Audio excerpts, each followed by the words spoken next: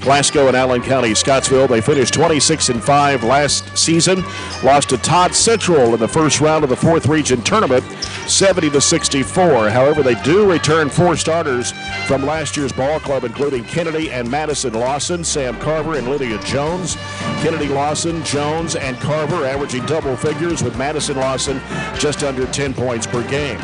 Warren East is favored to win the 15th district again this season and are ranked 3rd in the Bowling Green Daily News prep poll, behind Bowling Green and Franklin Simpson. Franklin Simpson, the 1 team, and Bowling Green ranked 2nd. Barren County is ranked 5th, and the Trojanettes are rated 2nd in the district. Allen County, Scottsville is 3rd, and Glasgow is 4th in the preseason poll. Barren County and Warren East split during the season last year. Trojanettes won 42-36, with the Lady Raiders winning the second time 56-41, which broke an 18-game Trojanet win streak. Barren County leads the overall series back to 1999, 28-5. Warren East has the shooters, which make an average of over 7 3-pointers a game, and with 4 starters in double figures. Plus, they have had a different player leading the score in each game so far this year. Makes it a challenge for the Trojanettes, and Robert, very important to win these district games in hopes of getting the number 1 seed come tournament time, and that's what you definitely want to shoot for, is being the number 1 seed. I think there's definitely 3 good teams in this district, and Warren East kind of claimed the title last year and claimed their spot in what we will say is the revamped 15th district, and they look to keep that. You gave the stat there, they broke our streak last year.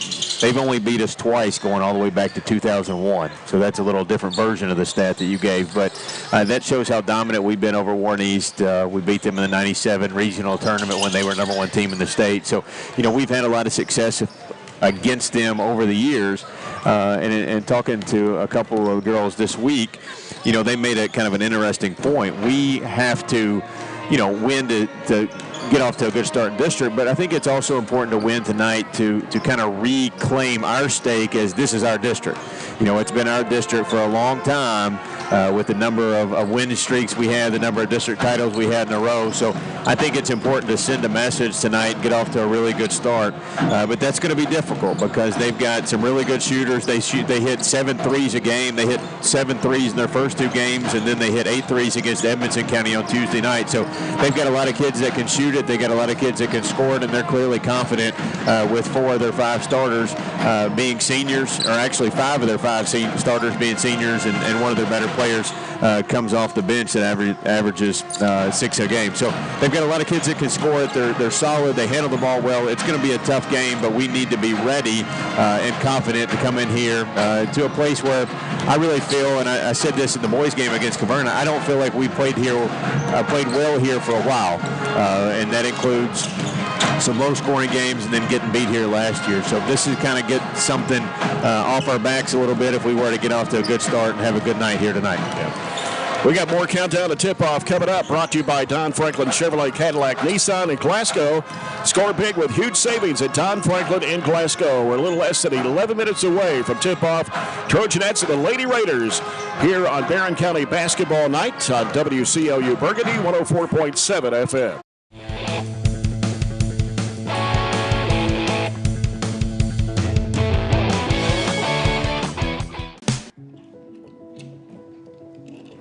Hey, son, what you doing? Daddy, I'm gonna own a dealership one day. All right, I'll dream with you. From one small dream to over 25 dealerships in the state of Kentucky, we have set out to provide Kentuckians with reliable vehicles and the best customer service for over 50 years. This may have started with a simple dream, but our dedication to our customers will go on for generations.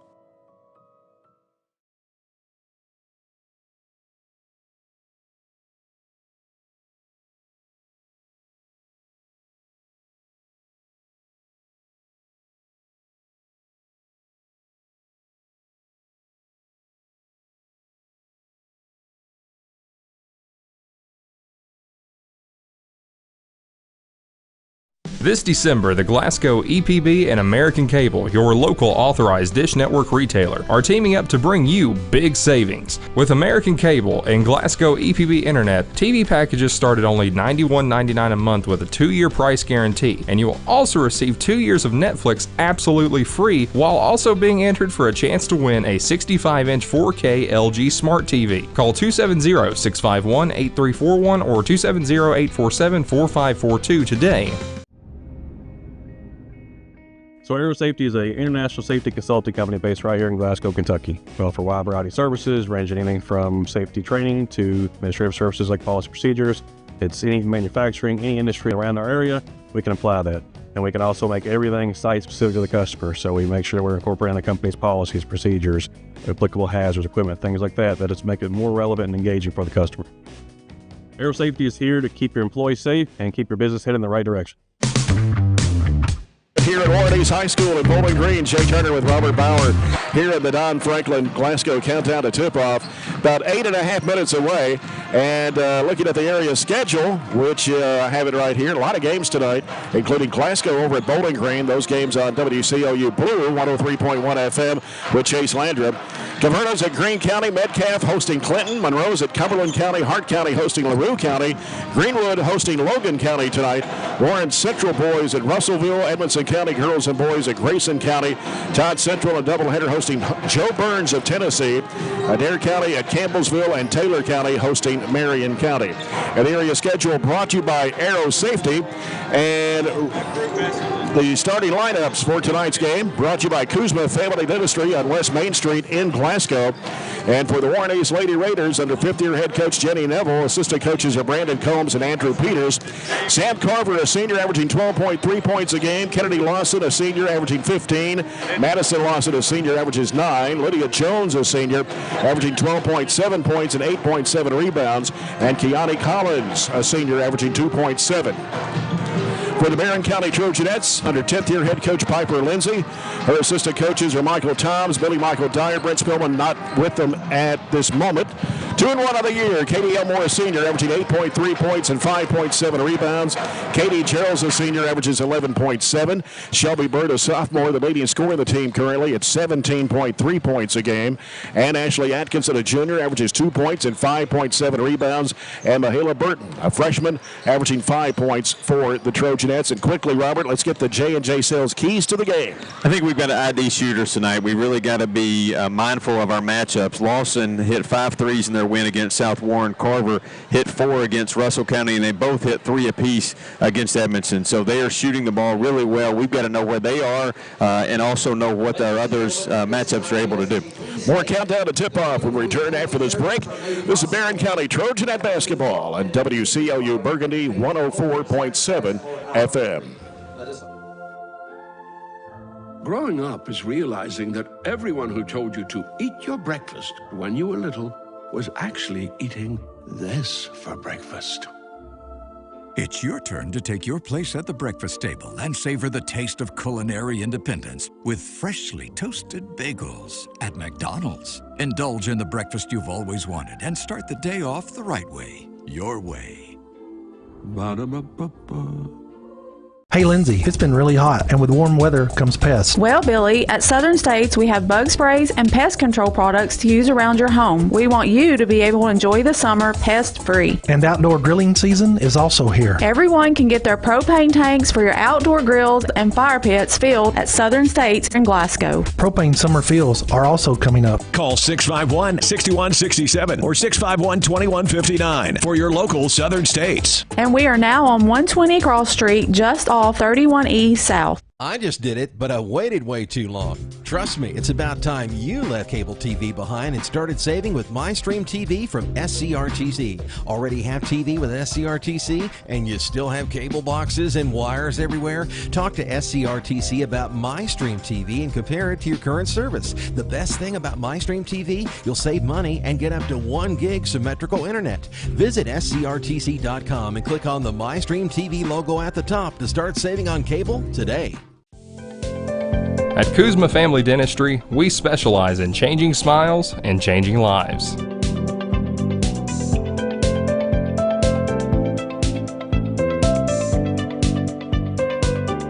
If you'd like to experience this wow factor transformation that not only can change your smile, but change your life, give Kuzma Family Dentistry a call at 270-651-2638. Located at 501 West Main Street in Glasgow. If you haven't heard, there's a new approach to banking. It's called Kasasa, and you'll find it at the People's Bank. Your free Kasasa checking account offers you monthly cashback rewards. The Kasasa Cash checking account can earn you a very high interest rate on your balance. Then link Kasasa Saver, and you'll also get a high rate on your deposits. Grow with Kasasa at the People's Bank in Glasgow, Cave City, and Barren. The People's Bank, working for you. Restrictions and qualifications apply. Restrictions may vary. Contact the People's Bank for details and to learn more. Get a great deal on select Kubota equipment. The BX Series is the #1 selling subcompact tractor in the U.S. The versatile lineup is built to help you make the most of your land. Right now, bring home select Kubota equipment for 0 down, 0% APR for up to 72 months on select BX models. Now through September 30th. See us or go to KubotaUSA.com for full disclaimer. Your local Kubota dealer is J&J Sales, 1311 West Main Street in Glasgow.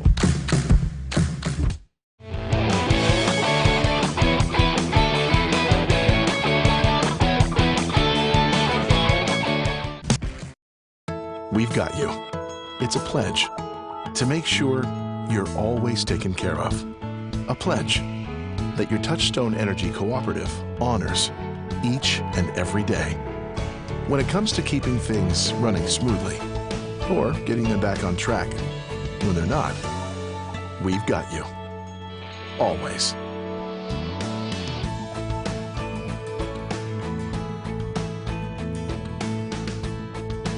Are you looking for high-quality, cost-effective, and highly visible advertising? At ATM Media Solutions, we offer large-scale marketing with ease. We have 4 LED billboard locations: Highland Pharmacy and Sonic, the intersection of 31E and Trojan Trail, Highway 90 East, Burkesville Road, and our newest location in front of Gondolier. Call 270-629-4542 to get a quote today. ATM Media Solutions. Advertise with ease. If you're ready for all Christmas all the time, tune to Santa 102.3.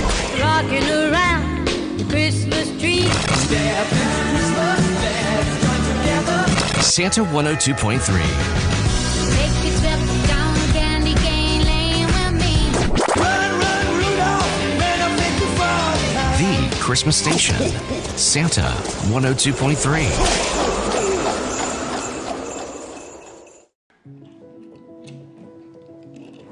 Hey, son, what you doing? Daddy, I'm going to own a dealership one day. All right, I'll dream with you. From one small dream to over 25 dealerships in the state of Kentucky, we have set out to provide Kentuckians with reliable vehicles and the best customer service for over 50 years. This may have started with a simple dream, but our dedication to our customers will go on for generations.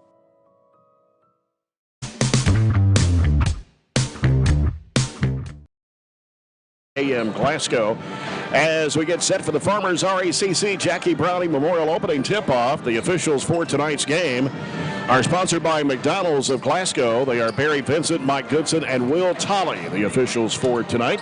And our first quarter of action brought to you by the People's Bank, working for you. Right after this game, the Trojans take on the Raiders, and then the Trojanettes will have to turn right back around tomorrow for a 12:15 game over at Bowling Green High School, the State Farm Classic 4th Region Challenge, as the Trojanettes will take on Cumberland County at 12:15 tomorrow. We'll have the broadcast about 12 o'clock here on WCLU 104.7 FM. Robert will be with me again tomorrow morning.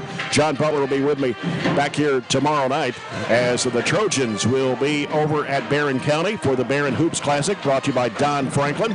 And the Trojans will take on LaRue County at 5 o'clock. There's 6 girls games tomorrow at Bowling Green High, 5 boys games at Barren County High tomorrow. So if you want to see some good basketball, either girls or boys, head out to either Bowling Green High for the girls and Barren County High for the boys. There's some decent matchups there. They've had that for the last few years. A lot of situations, it's obviously out of district games, but there's a lot of situations where teams are playing each other for the first time and will play them the second time. We actually don't play Cumberland County. We dropped them, or they dropped us, or the schedule didn't work out. I don't know what the deal was. Last year, for the first time, we didn't play them in a long time. So this year, we're playing them in that little classic deal. Their boys are actually really good. They were getting some votes in some polls statewide this week. I don't know. That takes 3 or 4 weeks to kind of figure all those things out, but their boys are pretty decent.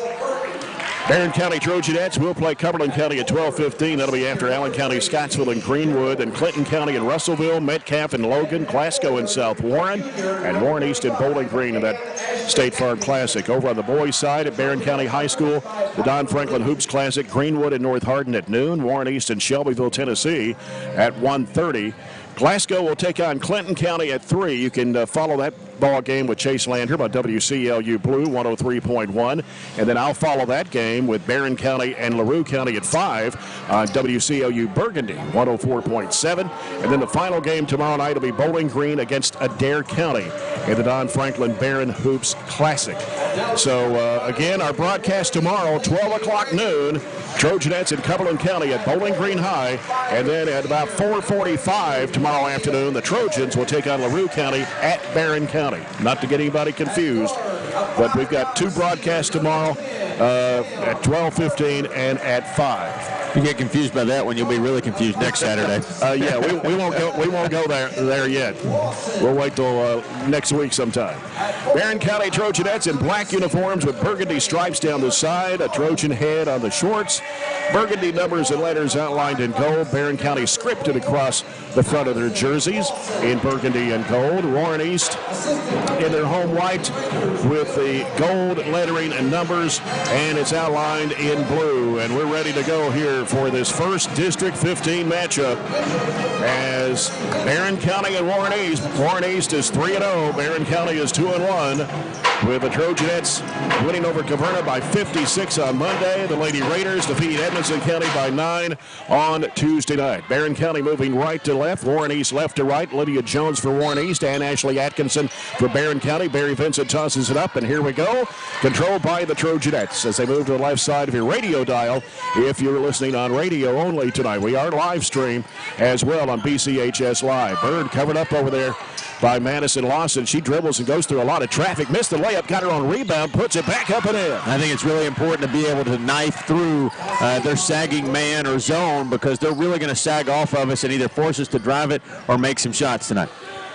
Carver with it out front for Warren East. She's guarded by Bird. Sends it left side over to Madison Lawson. Madison Lawson bounces over to Lydia Jones on the right side of the key. Over goes to Kennedy Lawson. Kennedy Lawson looking inside now. Hasn't put down the dribble. She's out there against Elmore. Now here's Madison Lawson off to Lydia Jones on the right wing. Back in the corner. They go to Lawson. It's Madison Lawson back out to Sam Carver. And she'll set it up once again. Good defensive possession so far. They go right side with it to Madison Lawson. Bounce pass over to Carver. Swings it left side to Kennedy Lawson. Kennedy Lawson now looking. Back out front to Carver. Carver trying to penetrate. Can't go. Gives it back to Lawson. And now they work it around to the left side again. And back out top. They work it left side over to Jones. Works inside. It's Carver out in the corner to Collins. Collins heads toward the paint. Throws up the shot left-handed. Backed it up, no good. Bird with a rebound for the Trojanettes. Long pass down the floor. Here's Elmore stopping, kicking it back up. Gerald's up the baseline. Sends it around the perimeter. Here's Burton. Fires up a three. It comes off. Rebound Collins with it for Warren East. Outlet pass and a long diagonal pass knocked away by Burton and out of bounds. Long run from Mihaela. She took that three in the deep right corner and sprinted all the way back to keep them from getting a transition layup. As Kennedy Lawson will toss it in. Right side of the bucket for Warren East. Lobs it out to Madison Lawson. Now Madison Lawson putting down one dribble. Sends it to Carver. Deep on the right side. Carver. Bounce pass in the middle there. Jones. Here's a lob down to Collins. Has to dribble it back out to the corner. And then it's taken away from her by Katie Geralds. Here's a pass up court to Bird. Bird stops on the left wing. Kicks it back across to the right side. Out top, here's Geralds with it. Now sends it back to Burton to set it up. And she's guarded by Carver. They're going to extend the man a little bit more than I expected them to. Bounce pass left side. Atkinson getting the screen from Elmore. Dribbles, throws it back to Elmore. Goes underneath and puts it in. Picture perfect pick and roll on the left side. That's what them extending their defense out will allow us to do. Really spread the floor and take advantage of some matchups.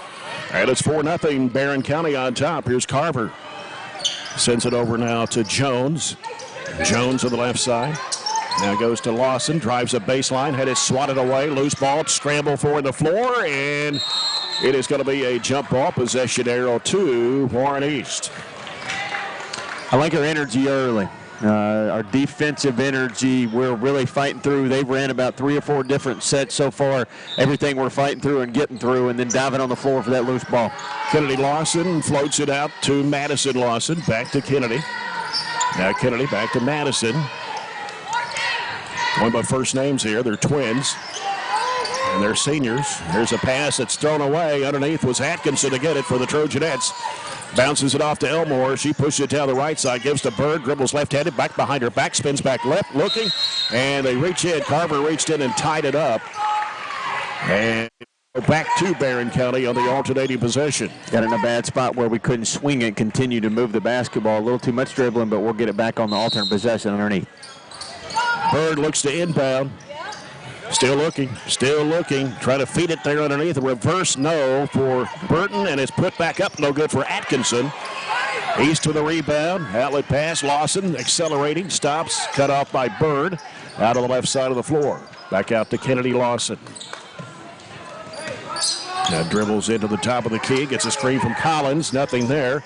They go in the corner to Carver, back to Kennedy Lawson, now Lydia Jones. Back to Madison Lawson. She's going to drive to the hoop, hit the bottom of the backboard. I think Bird may have got a hand on it. She did. To block it, so it's going to go back to Warren East. They get Braylon Wardlow. Braylon Wardlow, a sophomore, comes into the Warren East lineup. She'll replace Collins. Bounce pass comes to Jones. They're working around the perimeter. Kennedy Lawson.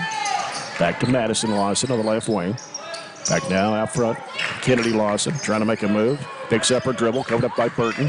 Goes to Carver. Carver circles out with it.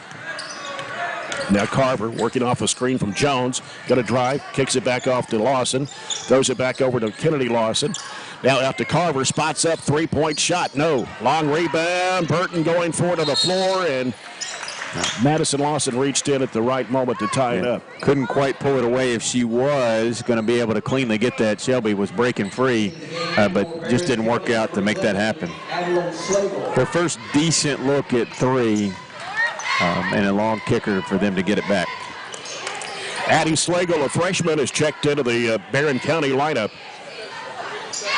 4:04 to go here in the first. It's a 4-0 Barren County lead as it comes out to Carver. Carver straight away over to Madison Lawson. Kennedy Lawson left side. Back to Carver in the corner. Carver circling halfway out. Gives to Jones, top of the key. Back over the right wing now to Madison Lawson. One dribble looking. Back it goes to Kennedy Lawson. She'll circle it out for the Lady Raiders. Got Shelby Bird guarding her. And now here's Carver with it on the left side. It's Addie Slagle. Gives it to Jones. Jones circles into the paint. Had it knocked loose, but Kennedy Lawson there to get it. Bounces it off to Wardlow. And now penetrating in the lane. The runner is no good for Carver. And the rebound cleared out of there by Katie Geralds. Ahead up to Burton. Bounce pass. Baseline is broken up and stolen by Kennedy Lawson. Here's Jones with it. Jones looks for somewhere to go, and it's batted away. Wardlow got the handle. Now back out it comes to Madison Lawson. 3:10 to go in the quarter. 4-0 lead for Barren. And she spotted up. Here's a three-point shot. It's off the mark. Rebound Wardlow back up no good, but a foul on the Trojanettes. Katie Gerald has done an excellent job with post defense. Another long kicker off a missed three, and we just weren't able to get our hands up. Wardlow, who just came off the bench, who's actually, by point-wise, should be their fifth starter, but she's not, was able to get that offensive rebound. Wardlow misses the free throw. She's only 3 of 10 from the foul line in the first 3 games. Warren East, the team averaging 58 points a game. They shoot 39.5% from the field. Make about 7.5 threes a game. They're shooting 54.5% from the foul line as a team. And the second shot goes through for Wardlow for first point of the game for Warren East with 3:02 to go here in the first quarter. As Jones checks out for Warren East, they bring Collins back in. And now A 1-2-1-1 zone court press applied by Warren East as Elmore gets it across to Bird. Bird takes it down to the corner. Reverses back out to Elmore. Elmore wants to drive with it. Back to Bird on the baseline. Splits the defenders. Puts it up. No good. Rebound. Katie Gerald's. Bounces back out to Burton. 12-footer right side. No good. Rebound. Elmore back up. No good. Battle for the rebound. And on the outlet pass, here's Lawson driving in for the layup, and it's good. Didn't have a guard rotate back. Everybody was crashing, and I don't know how we shot 5 times and didn't get a foul there around the rim. Had some good shots, too. At that 4-3 the score. Across it goes to Burton. Burton drives in, goes underneath, had it swatted out of her hands and out of bounds. Barren County averaging 64.7 points a game. Their opponent's 45, shooting 43% from the field, averaging about 4 threes a game, and shooting 66% from the foul line as a team. Long pass out to Burton. Almost picked off there. Bird out of the corner. Fakes, drives in, throws up the runner off the glass and in. Had to fight through. That was somebody slapping down and hit the ball. Had to kind of fight through it to get the point. Yep. Long pass down to Collins. They give it to Carver. Back to Collins in the corner. Lobs it in there to Wardlow. Wardlow working inside. Back out now to Lawson. And that's Kennedy Lawson. Off to Madison Lawson, curls around to the left side, out of the wing, picks up her dribble, goes back to Carver, top of the circle, backtracking and spinning, kicking it off in the corner. Oh, there's a travel by Collins, as Ashley Atkinson will check back into the Trojanet lineup. Also coming in for Barren County is Hannah Braga Jr. They're playing their 2 bigs together right now. Gives them a little bit more length, but it also lessens their offensive ability, especially shooting-wise. Elmore in the backcourt. Ooh, a dangerous pass. Slagle there got it and had it batted right back to her from Carver. Elmore with it out front, a minute 35 to go in the quarter. Elmore picks up her dribble, bounces it off to Slagle. Slagle out front, minute and a half to play. 6-3, Barren County. Slagle gets it into Bragg, knocked down from behind. Turnover by Barren. On the other end, here's a shot going up and good for Kennedy Lawson. One of the things they're really good at, you can see in the first quarter, they're really good at getting the ball up the floor and scoring quickly. Elmore fires it off to Bragg, and a foul going to be called on Collins as she tried to pick off the pass. That's her first, and Warren East's first team foul of the quarter. Not that it's been a huge disadvantage, but just kind of knowing, as long as we've been around, you know that your crews, and there was not going to be a whole lot of fouls called, just 2 fouls called all game. They're letting them play a whole lot. Not been to our advantage early. Right. Burton, left side, Atkinson, looking for the cutter, can't get it to Slagle. Now it's covered up, weaves her way through traffic, kicks it off of the right wing. Burton gets rid of the basketball to Bragg on the left side of the floor. Out to Slagle, fires up a 3. It is no good. Offensive rebound by Burton. Throws it back out to Slagle. 40 seconds to go. And ball gets away from Atkinson. A turnover. Here's Lawson with it as Madison Lawson hooks it back over to Carver. Left wing 3 is bouncing high off the rim. Rebound, whistle, what we got? He's going to call a foul on Hannah. And that'll be her first, Barren County's second team foul of the quarter. So Warren East basketball, 33.6 seconds to go here in the first. Barren County leading 6-5. Low-scoring game. So they lob it out to Jones. Jones will send it to Carver out between the circles. 28 seconds to play. Need to switch a little bit. They're going to try to post Addie down low. That's a mismatch for us. Got Jones inside, puts it up. She missed it. Rebound comes off to Burton, off to Slagle. Slagle into the front court, breaks toward the middle. And now with 12 seconds to go, Barren County has the last shot at the corner here. Jones putting the pressure on Slagle. There's a reach, and that will be called against Madison Lawson. Got 5.6. Plenty of time to get a shot here. Kennedy Lawson back in for Collins. Burton will toss it in out of the side. 5.6 to play. It comes in the corner. Here's a 3 by Atkinson. It's no good. Rebound to Jones. They've got some time. 3 at the horn. Comes off the rim, and that's the end of the first quarter. So after 1, it is Barren County 6. Warren East 5. We'll return after this 1-minute timeout. As you're following Barren County basketball on WCLU Burgundy 104.7 FM.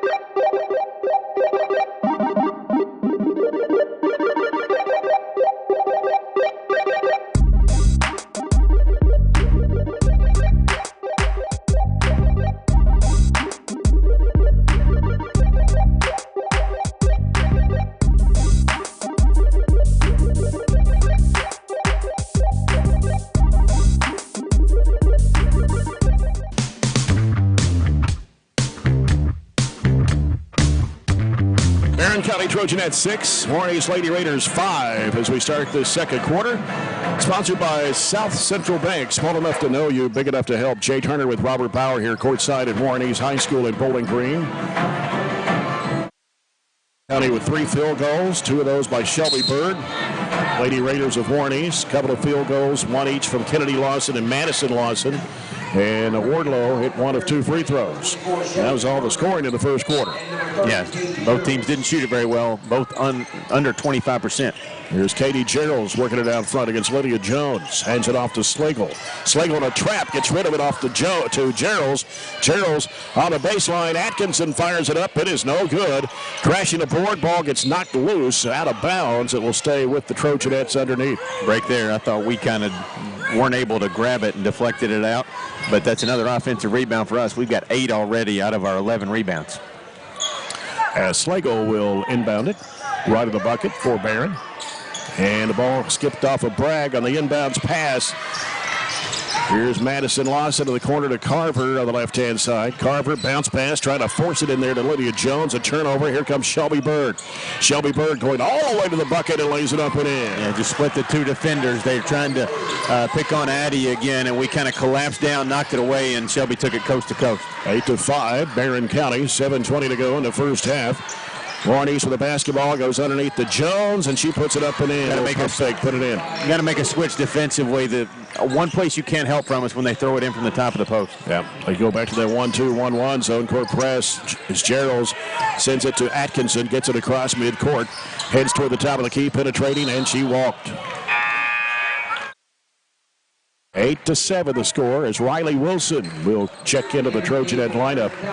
Riley Wilson, a junior, averaging 3.3 points a game. Coach Piper Lindsay has inserted 3 substitutes so far in this first half. Slagle, Bragg, and Wilson. As Wilson came in for Bragg. Here's Wardlow over to Jones, right side of the circle. Jones looking out to Carver.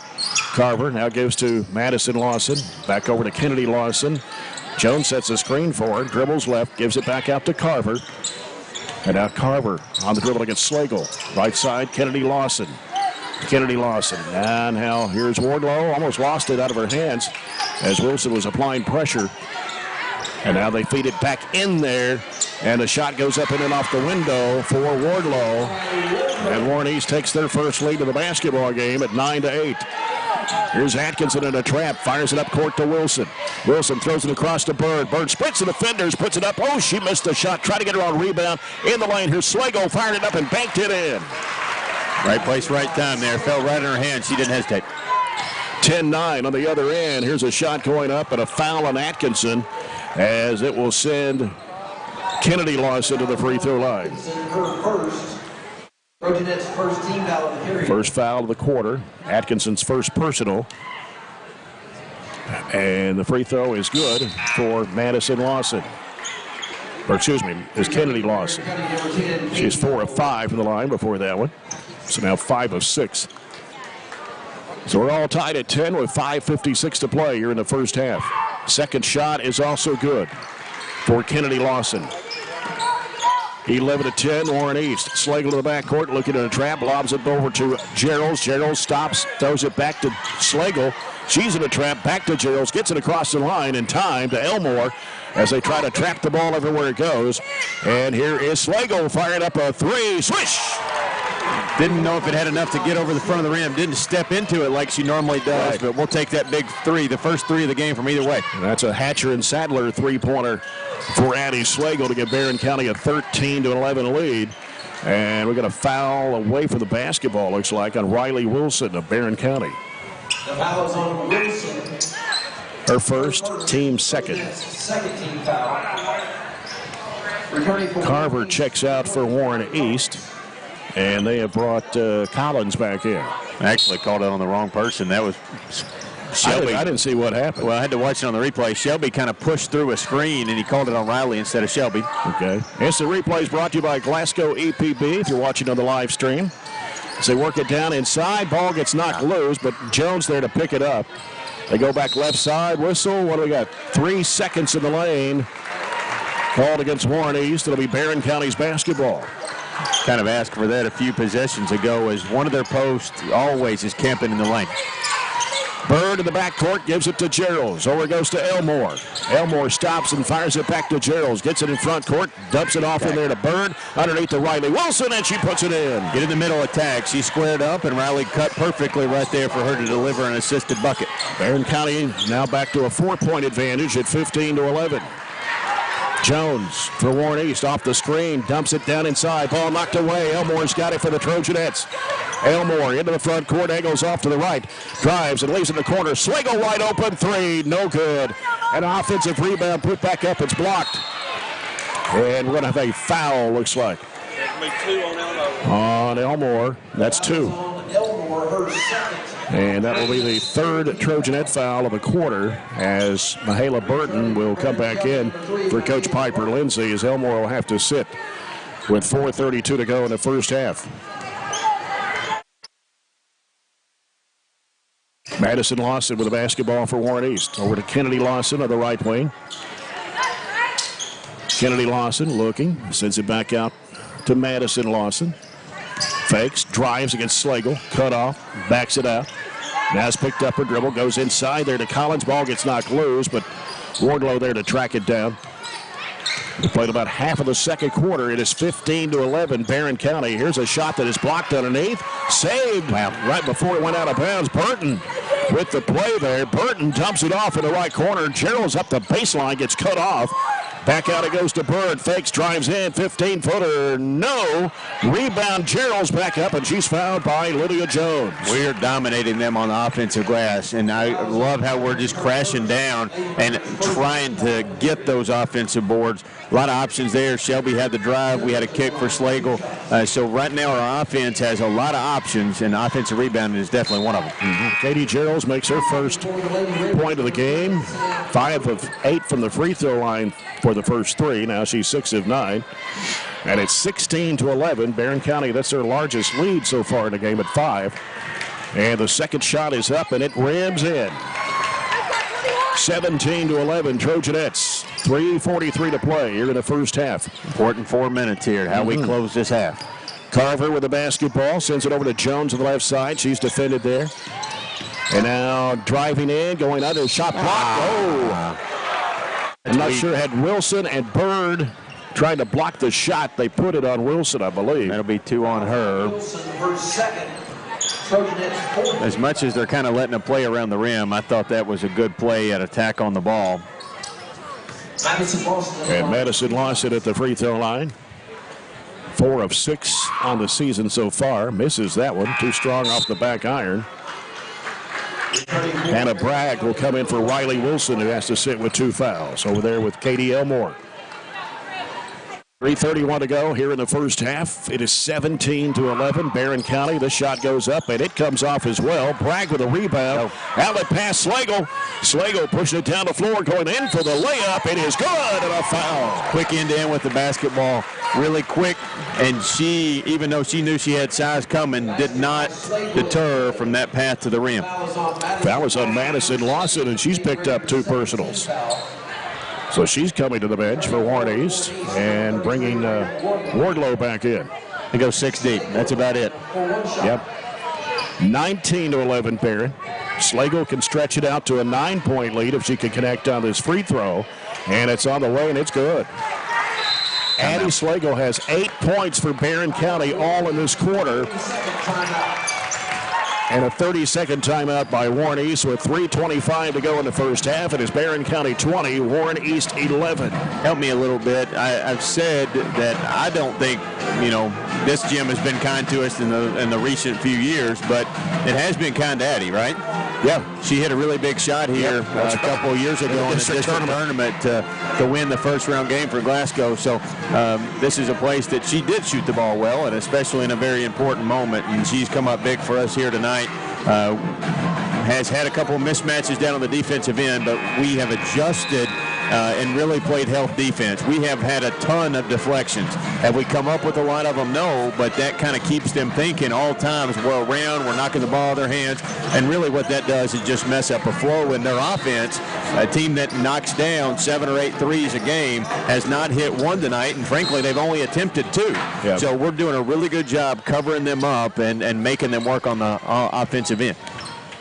20-11, Barren County, 3:18 to go in the first half. Kennedy Lawson with it on the left wing for Warren East. Looking inside. Now putting down the dribble, circling out with it. Out to balance the floor now against Shelby Bird. Drives it right, trying to go back left, and gives it off in the corner there to Carver. Carver trying to backtrack into Slagle. Throws it way back outside. And now they work it back around the perimeter. Here's Carver with it. Carver driving in, throws up the shot. It's no good. And Bragg with a rebound. Here comes Burton. Burton, left side of the lane, goes into the shot. Is blocked out of bounds by Jones. You are okay with those attacks for 2 reasons. A, we get the ball back, and B, you like the aggressiveness to the rim. 2:43 to go in the first half. Bird feeds it in there to Bragg. She's double teamed. Bounces back out to Slagle. Now Slagle putting down the dribble against Jones. Sends it back out front now to Gerald's. Right side Burton. Now goes back to the left side to Bird.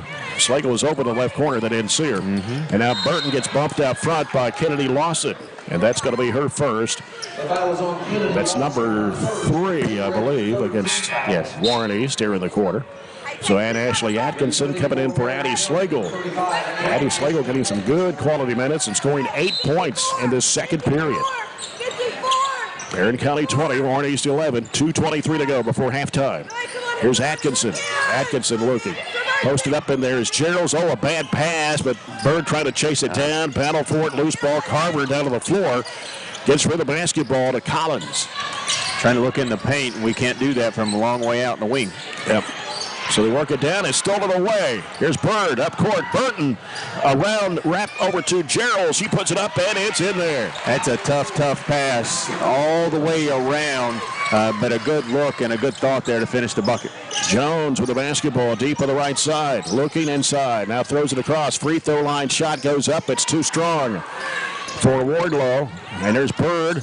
Got a 3-on-1 break. Gerald's across underneath, and it's broken up and kicked out of bounds by Warren East. It'll say with the Trojanettes with minute 38 to play.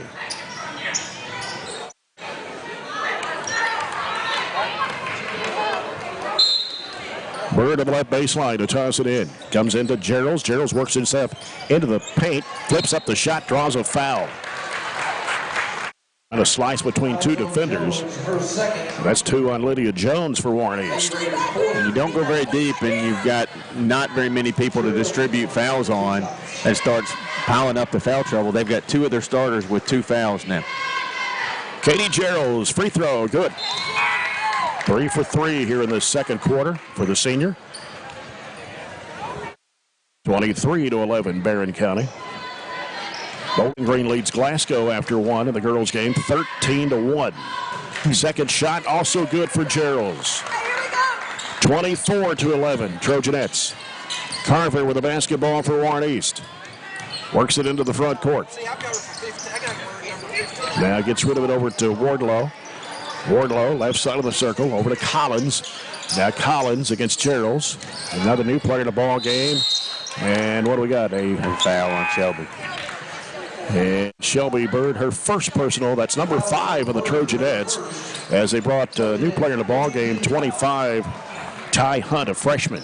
That is 5 team fouls on us. Yeah. They called it on Shelby. 1:16 to go. Hunt at the line. And her free throw is up, and it is no good. They've got only 2 starters out there right now.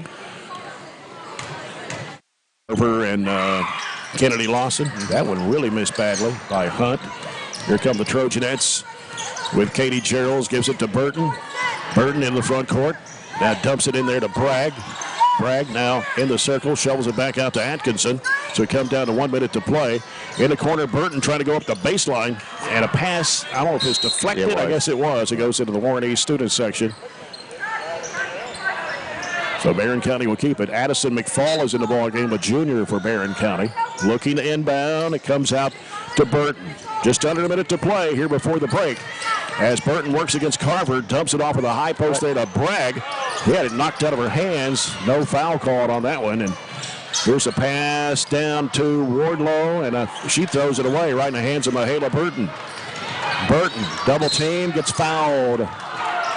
And they're going to put this one, is it on Carver or Wardlow? You put it on Carver. On Carver. That'll be her first. And that's 5 against Warren East here in the quarter. So Barren County will shoot free throws with 38.5 seconds to play.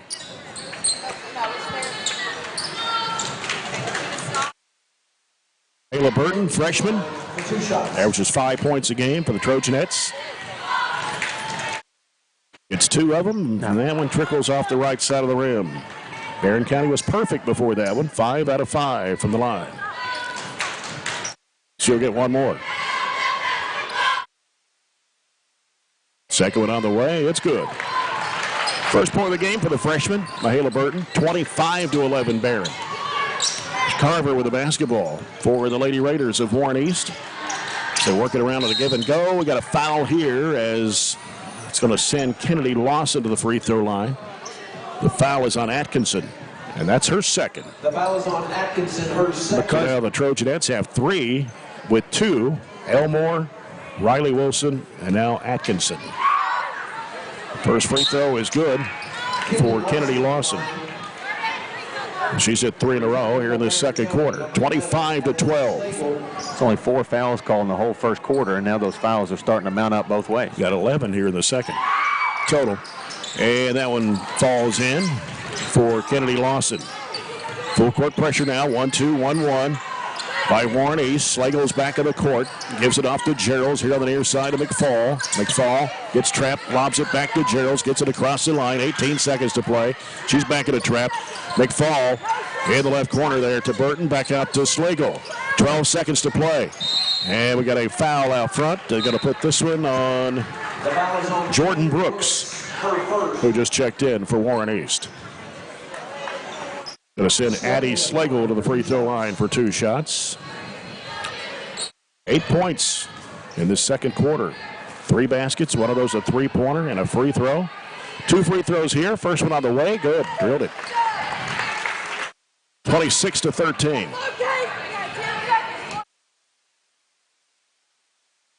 More for Addie Slagle.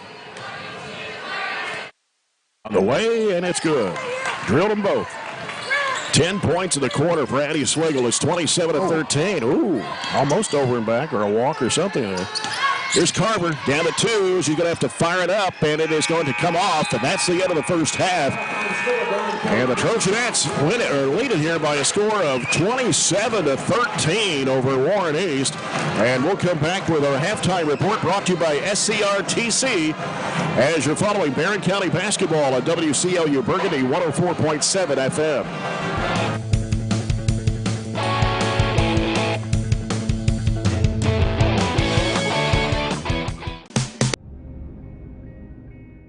So Aero Safety is an international safety consulting company based right here in Glasgow, Kentucky. We offer a wide variety of services, ranging anything from safety training to administrative services like policy procedures.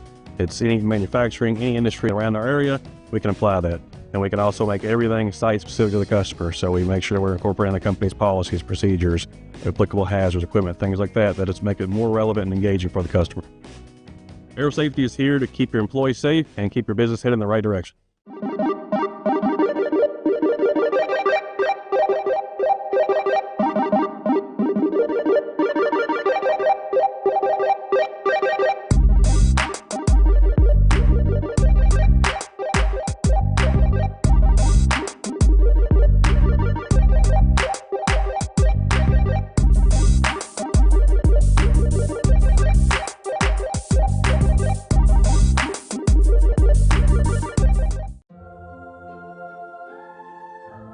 Growing up is realizing that everyone who told you to eat your breakfast when you were little was actually eating this for breakfast.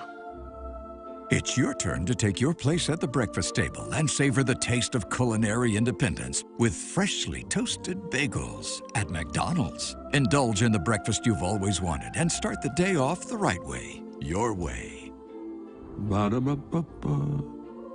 Hey Lindsay, it's been really hot, and with warm weather comes pests. Well, Billy, at Southern States, we have bug sprays and pest control products to use around your home. We want you to be able to enjoy the summer pest-free. And outdoor grilling season is also here. Everyone can get their propane tanks for your outdoor grills and fire pits filled at Southern States in Glasgow. Propane summer fills are also coming up. Call 651-6167 or 651-2159 for your local Southern States. And we are now on 120 Cross Street, just off. Halftime report. SERTC's alternative to cable is MyStream TV. Switch today and save on your cable bill. As we take a look at the halftime stats presented by Riley Dental Group. Warren East in the first half had 4 field goals, and they were 4 of 8 from the foul line. They were led in scoring by Kennedy Lawson with 6 points. She hit the 4 free throws there in the second quarter, along with a bucket. 3 points for Braylon Wardlow, a field goal, 1 of 2 from the foul line. 2 points for Madison Lawson, 2 for Lydia Jones. And that was the scoring for Warren East in the first half. Sam Carver did not score in the first 16 minutes. Foul situation for Warren East. Madison Lawson and Lydia Jones picked up 2. For the Trojanettes, 9 field goals in the first half. One of those a three-pointer. They were 8 of 9 from the free throw line. And Addie Slagle comes off the bench to score 10 points in the second quarter with 3 baskets. One of those a three-point shot. She was 3 for 3 from the charity stripe. Katie Gerald scored 6 all in the second quarter as she made a field goal and was 4 for 4 from the foul line. Shelby Bird was 6 points in the first half, 3 field goals, 2-point basket for Katie Elmore. Riley Wilson also had a field goal, and Mahala Burton with a free throw, 1 of 2 from the foul line. And Ashley Atkinson started the ball game but has not scored. Hannah Bragg and Addison McFall saw action but did not score in the first half. Barren County led 6-5 at the end of the first quarter, had a great second quarter. They outscored the Lady Raiders 21-8. Well, I thought we played a really good first half, and I made the mention there about the 4-minute mark.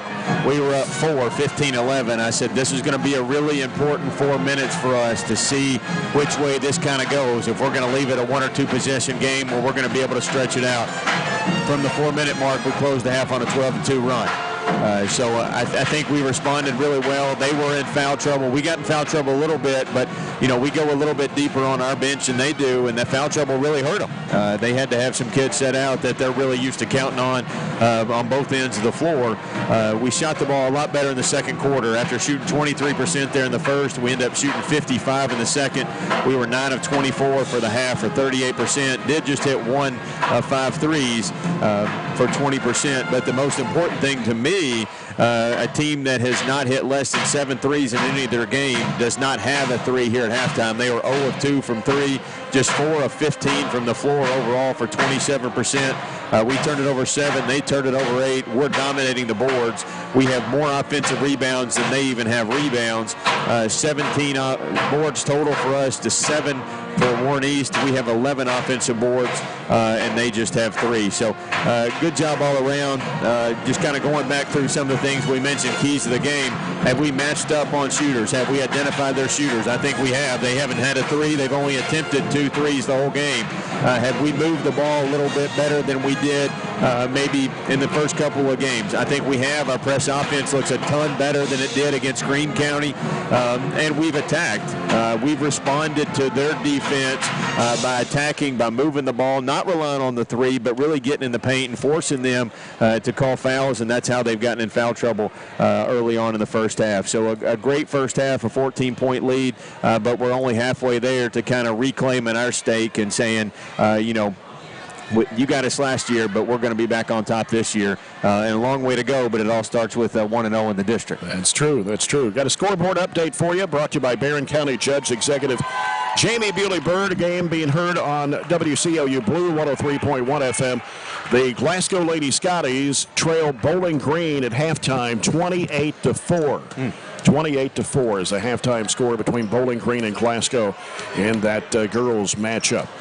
Well, this has been the SCRTC halftime report. When we come back, we'll get set for the Extreme Health Club at ATM Media Solutions third quarter as Barren County leads it here at halftime over Warren East 27-13. You're following Barren County basketball on WCLU Burgundy 104.7 FM.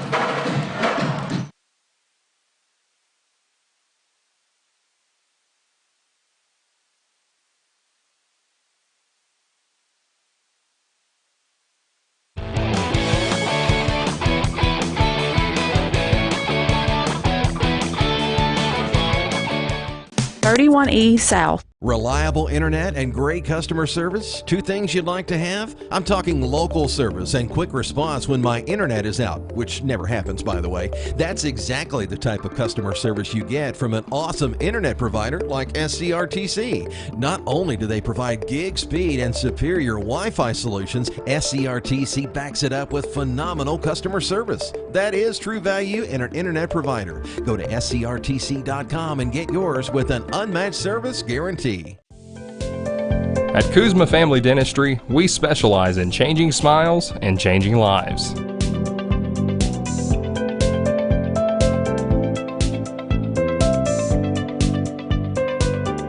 If you'd like to experience this wow factor transformation that not only can change your smile, but change your life, give Kuzma Family Dentistry a call at 270-651-2638, located at 501 West Main Street in Glasgow. If you haven't heard, there's a new approach to banking. It's called Kasasa, and you'll find it at the People's Bank. Your free Kasasa checking account offers you monthly cashback rewards. The Kasasa cash checking account can earn you a very high interest rate on your balance. Then link Kasasa Saver, and you'll also get a high rate on your deposits. Grow with Kasasa at the People's Bank in Glasgow, Cave City, and Barren. The People's Bank. Working for you. Restrictions and qualifications apply. Restrictions may vary. Contact the People's Bank for details and to learn more. Get a great deal on select Kubota equipment. The BX Series is the #1 selling subcompact tractor in the U.S. The versatile lineup is built to help you make the most of your land. Right now, bring home select Kubota equipment for 0 down, 0% APR for up to 72 months on select BX models.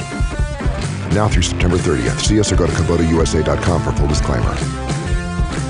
Your local Kubota dealer is J&J Sales, 1311 West Main Street in Glasgow.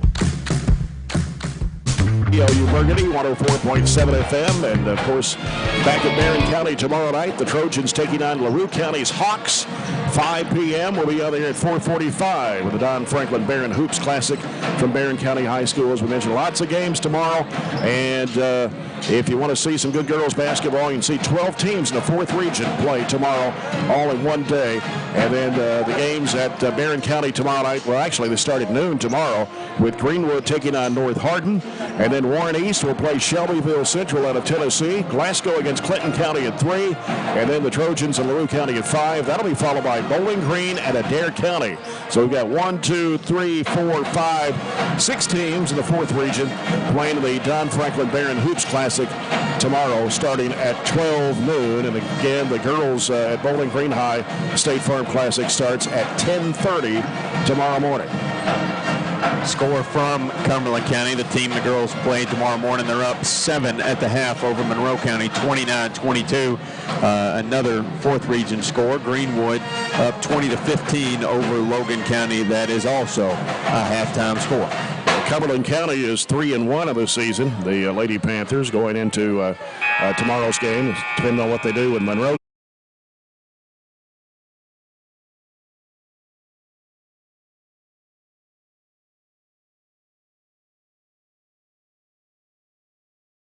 All the Trojanettes.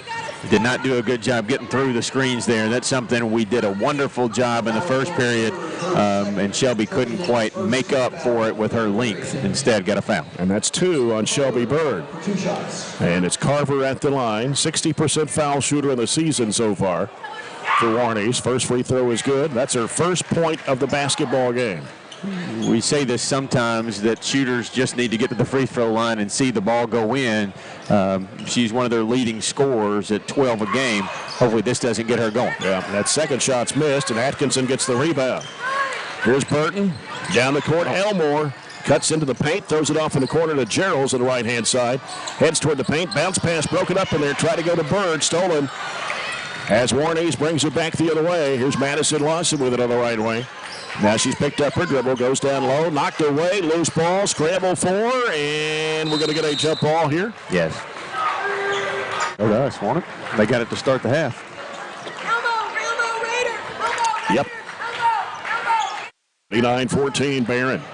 They'll stay in the press that they showed us, I assume. Well, no. Not really. They drop back half-court man. Jones at midcourt here with Elmore. Hooks it back left side over to Burton. Now Burton covered up there by Carver. Gives it to Atkinson, has it stolen away. Carver's got it. Carver driving strong to the bucket, has it swiped away by Gerald's and out of bounds. Good recovery there. It was a 2-on-1 situation, and she got back without fouling and knocked it away. And they finally get the ball out deep. Madison Lawson triumphs against Burton, puts it up, hits the bottom of the backboard. Coming up with it is Gerald's. Gerald's with it, a heave up to Elmore. Elmore drives in, goes to the basket. Nope. Rebound, Burton had it smacked into her hands, trying to get it back, though. Now we'll have a jump ball, and possession goes to Warren East.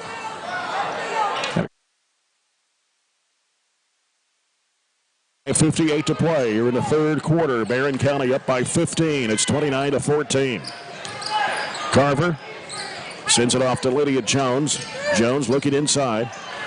Now Jones now puts down the dribble. Sends it over now to Carver. Carver on the left. Back it comes to Kennedy Lawson, right of the circle. Back over the left side now to Madison Lawson. Madison Lawson in the middle there to Jones. Jones against Burton. Spotted up, works inside, can't go. Back out it comes to Madison Lawson. Madison Lawson penetrating down the left of line. Throws up the shot. How she got that one to go in, I don't know. She hit it right in the chest, too, depending on who they call it on. Right in the chest. Right in the chest. Burton's going to be called for the foul. That's not a great call. And it's 29-16. That's the question Piper Lindsay is asking the official. The free throw is missed. Burton with a rebound. Lob down to Bird. Out it comes to Atkinson. Atkinson dribbles to the left elbow. Now throws it back out to Bird to the left wing. Back out in front. It comes to Burton. Now Burton sends it right side over to Gerald's. Gerald's fakes one way, goes the other. We got a whistle and a foul. And on Carver, that will be number 2. First foul of the third quarter against Warren East as Collins checks out for the Lady Raiders and Wardlow is back in. Bird looking, gets it in play to Gerald. She's covered up there by Wardlow, trying to leave her. Takes it right down the lane, goes under, puts it up and in. Really good. They are doing a great job covering up our point guard on the side out of bounds. So the big comes and gets it and takes her man off the dribble all the way from the top of the key. Here's a lob down inside, and it's taken away, ripped down by Bird. 2-on-3 break. Bird stops and try to go up with a shot, and she didn't make it. Try to get her own rebound, and Gerald's and Bird fought for it, and it goes out of bounds. We go straight up down here, and they rake you 2 hands down on the ball. That's a foul. As the underneath official there that I don't know if he called that one on the other end. Yeah, he was in both situations. Carver hands it back off. And it's Lawson trying to drive, got around Burton, and the ball just spun up there on the rim and went in. They're trying to ISO us more here, but we get back on the other end. On the other end, as Gerald gets hammered going up. And it'll be 2 shots as they're going to put this foul on Kennedy Lawson. And that's number 2 on her. Second team foul in Warren East here in the third quarter. And Katie Geralds will be at the free throw line for Barren County to shoot 2. First one on the way, no, at the front of the rim. Short arm that one. She had hit 4 in a row back in the second quarter. She's played almost the whole game, and she has been underneath on their post players. She's been in a very physical game so far. Second one is in there. So Annie Slagle and Hannah Bragg will come in. Katie Geralds will get a break. Atkinson will go out as well, and it's 32-18. Barren County, 4:20 to play here in the third quarter. Carver with the basketball. Gets rid of it to Jones. Jones throws it back over to Madison Lawson. Now gives to Carver. Don't give her any space. Here's a lob. Knocked down. Bragg's got it. Great job. Picked it off right in front of Wardlow. Now here's Elmore trying to get around a defender. Throws it back out to Bragg, and she loses it out of bounds. 3:56 to play here in the first half. 32-18, Trojanettes. Madison Lawson gives it to Jones. Jones out to Wardlow. Wardlow now to Carver. Carver putting down the dribble. Now goes down inside there to Jones, and we got a whistle and a foul. It'll be on the floor. Shelby Bird, that's number 3. Foul is on Bird. Whoa! She didn't even let the ball go. Trojanettes' third team foul. I don't know. I didn't see it. At the line for 2 shots. So they're giving her 2 shots out of it. I don't have no idea how they're giving her 2 shots. Yeah. Didn't even get close. She kept pump faking everybody. That's why they jumped. They didn't. You got to shoot it to get shots. So Bird has checked out with those 3 fouls. She's the first Trojanette to pick up 3. Second shot is up and good, too, for Jones. Katie Gerald's short-lived break. 32-20. Largest lead has been 16. Got to go here for Barren County. As Gerald's having trouble, finally gets it across to Elmore. Fires it down, intended for Bragg. It's picked off. 5 turnovers this quarter. Way too many. Yep. Madison Lawson. Over to Jones. Fakes. Drives against Gerald. She cuts her off. Now back out it comes to Madison Lawson. Deep on the right side. Now back out front to Carver. 3:10 to go in the third. It's been a long third quarter, seems like. Yeah, first half flew by. Yep. And they leave it off with Kennedy Lawson. Kennedy Lawson will hand it back off to Madison Lawson. Coming left side, reverses back right. And now they go back to Kennedy Lawson. Ball knocked away. Bragg's going to commit the foul. And that will be her second and the team's 4th of the quarter. 2:54 to play here in the third. Wide open shot put up and in by Jones. Can't have that. Just miscommunication. Wide open. And they've cut a 16-point lead down to 10 with 2:45 to play here in the third quarter. Burton throws it back across over to Slagle. Slagle almost walked with it, stolen away by Carver, and then Slagle follows her from behind. To get free throws out of it since we're now in the penalty, but probably prohibited a wide open layup. And Coach Piper Lindsay will signal for a timeout here. 2:36 to play here in the third quarter. Barren County 32, Warney's 22. As the Trojanettes have been outscored here in this third quarter, 9-3. Is that right? No? 5. Okay, I was looking at the biggest deficit. It was 29-13, been outscored 9-3. Yeah, okay. Since the Trojanettes had the 16-point lead. Yeah. Because it was 29-13 early in the second half, third quarter here. And this is a Scooters Coffee timeout for Barren County. Trojans and the Raiders coming up in game 2 of our doubleheader.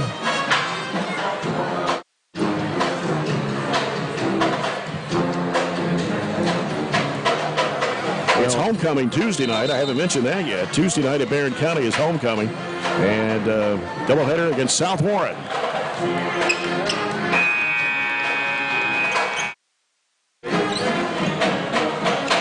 At the line is Sam Carver. She's 1 of 2 from the stripe. County's committed 5 fouls here in the third quarter, and Warren East with only 2. Carver puts it up, and it is no good. Now she's 1 for 3 from the charity stripe. Carver, second throw, no. And we got a foul on Warren East. It'll be on Wardlow. Bragg got pushed to the floor. We haven't hit a field goal in over 2.5 minutes, so that clearly hasn't helped us extend the lead or keep the lead. Comes over to Elmore in the middle to Slagle. Gets it across over to Gerald's. Gerald's on the right side. Back out top now. It comes to Slagle. And now Slagle wants to drive with it. She gets cut off. Hands it back over to Burton. Burton getting pressure from Carver.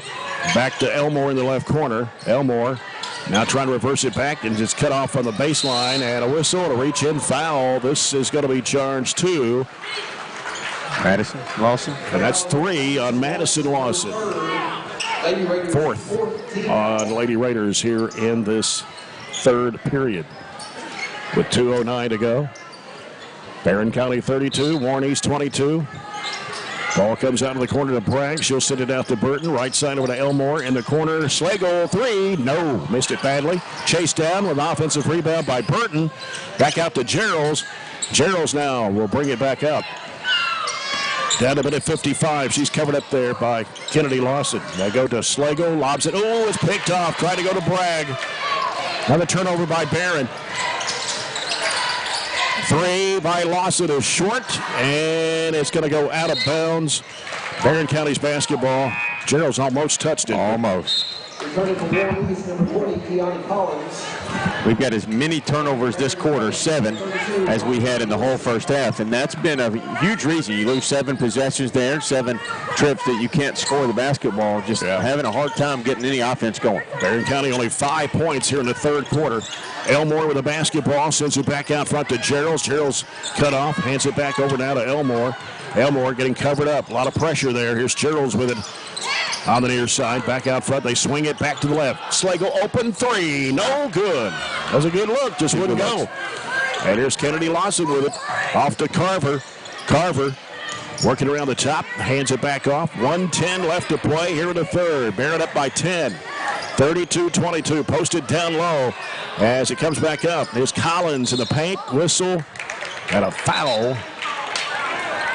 And it's on Riley Wilson, and that's 3 on her. So now Wilson has 3. Shelby Bird has 3. She's on the bench. And at the line is Keani Collins, averaging 2.7 points a game. First free throw, no. As Ashley Atkinson will check back into the Trojanet lineup. A couple of scores here. Glasgow trailing Bowling Green 44-12. And it is Greenwood 26, Logan County 23 after 3. Second shot good for Collins. And now the lead is cut to single digits. 16 down to 9. It's 32-23. Slagle trying to get it across midcourt. Does. Down in the paint. Throws up the shot. It won't go. Rebound put back up. Blocked. And it's out of bounds as Kennedy Lawson was on the baseline. Stays with Barren County underneath with 47.6 seconds to play. Moore left to the bucket. Bounces it in to Atkinson in the corner. Atkinson down inside. Elmore back out. Burton, three-pointer, no good. Rebound comes off to Carver. Pretty good look. Can't get him to go. 36 seconds to play. Third quarter. Kennedy Lawson with it for Warren East. Over goes to Carver. And we've got timeout by Coach Jenny Neville and the Lady Raiders. 29.7 to play here in the third. Barren County 32, Warren East 23. Barren County only 5 points in the third period. A field goal each from Katie Elmore and Katie Geralds. A free throw from Katie Geralds. Warren East has scored 10 points in this quarter, with 2 baskets from Madison Lawson, a field goal and 2 free throws from Lydia Jones, a free throw each from Sam Carver and Keani Collins. I got our last field goal, give or take, a Katie Gerald's drive about the 5-minute mark. So you wind that there and do the math. 4.5 minutes without a field goal is not really conducive to winning a lot of ball games. Thankfully, you had a 16-point lead. That was our largest, 14 at the half, and we've been able to maintain a 9. Now, this last 30 seconds, we can't give them a bucket to give them confidence going into the last stanza. Here's Carver looking at a trap, and it's stolen. Atkinson against Jones, puts it up, blocked from behind. My, oh, my. Then Jones dribbles it off her foot, has to go chase it down. Having trouble, had it smacked out of her hands by Atkinson. Probably should have let her just keep it there. A, the clock winds down, and B, we get a 10-second violation possibly. 13.4 seconds. Carver over to Jones. Jones dribbles it into the front court, stops and gives it back to Carver. Carver angles off to the right side, gives it to Lawson in the corner. Carver with a three. It is no good. Rebound to Burton. That ends the third quarter. Barren County 32, Warren East 23. We'll come back with the final 8 minutes of this one after this 1 minute break. This is Barren County basketball on WCLU Burgundy 104.7 FM.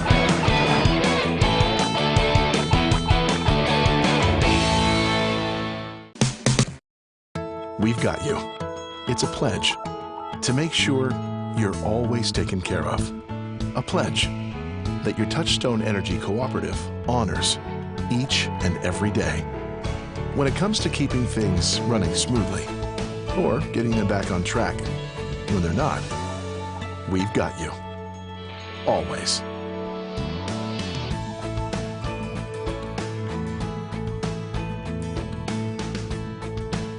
Extreme Health Club and Extreme Fitness for Women, both with 24-hour access. And Extreme Blend Smoothie Bar to help you refuel and recover. Over 8,000 square feet of weights in Extreme Health Club and ladies only at Extreme Fitness for Women, including tanning beds, both with access to saunas, infrared saunas, and the 90-degree saline therapy pool. You'll love the wide variety of classes with experienced instructors. Personal training is available and with the best in the business. Call or stop by today and see what everybody's talking about. Please, proven on our farm and made for yours. Jay Turner with Robert Bauer here courtside at Warren East. Barren County hanging on to a 9-point lead right now, led by as many as 16. It's 32-23. Slagle in a trap, throws it off to Burton. Burton back to Slagle on the left side. She's in a trap once again. Burton had a whistle. Oh, a travel. Didn't see that. We had 7 turnovers. I just mentioned that's now 8 this half, and we had just that many in the first period. Warren East only 2 turnovers that whole period. Both teams shot 17%, just dismal shooting. Yeah. Comes back over to Carver, top of the key. Angle pass down low. It's Jones and a foul. She walked before that, shuffled both feet and jumped into it. Was on Katie Geralds. That's her first. Team's first of the fourth quarter. And Lydia Jones at the line. She's a 2 for 2. The first one is up, and it rims good. Now the lead down to 8, 32-24. Shelby Bird comes back in here in the fourth quarter with those 3 fouls. 7:37 to go. Jones, second try on the way. It's good, too. She's 4 for 4. And now the lead is down to 7. It was 16, 32-25. Atkinson in the backcourt. Bounce pass off to Geralds. Geralds with a bounce pass in midcourt to Slagle. She's in a trap. Throws it off to Atkinson. Fires it down to Bird. Bird at the right elbow. Jumper, good. First bucket since the second quarter. Been on the bench with a little bit of foul trouble. Yep. Ooh.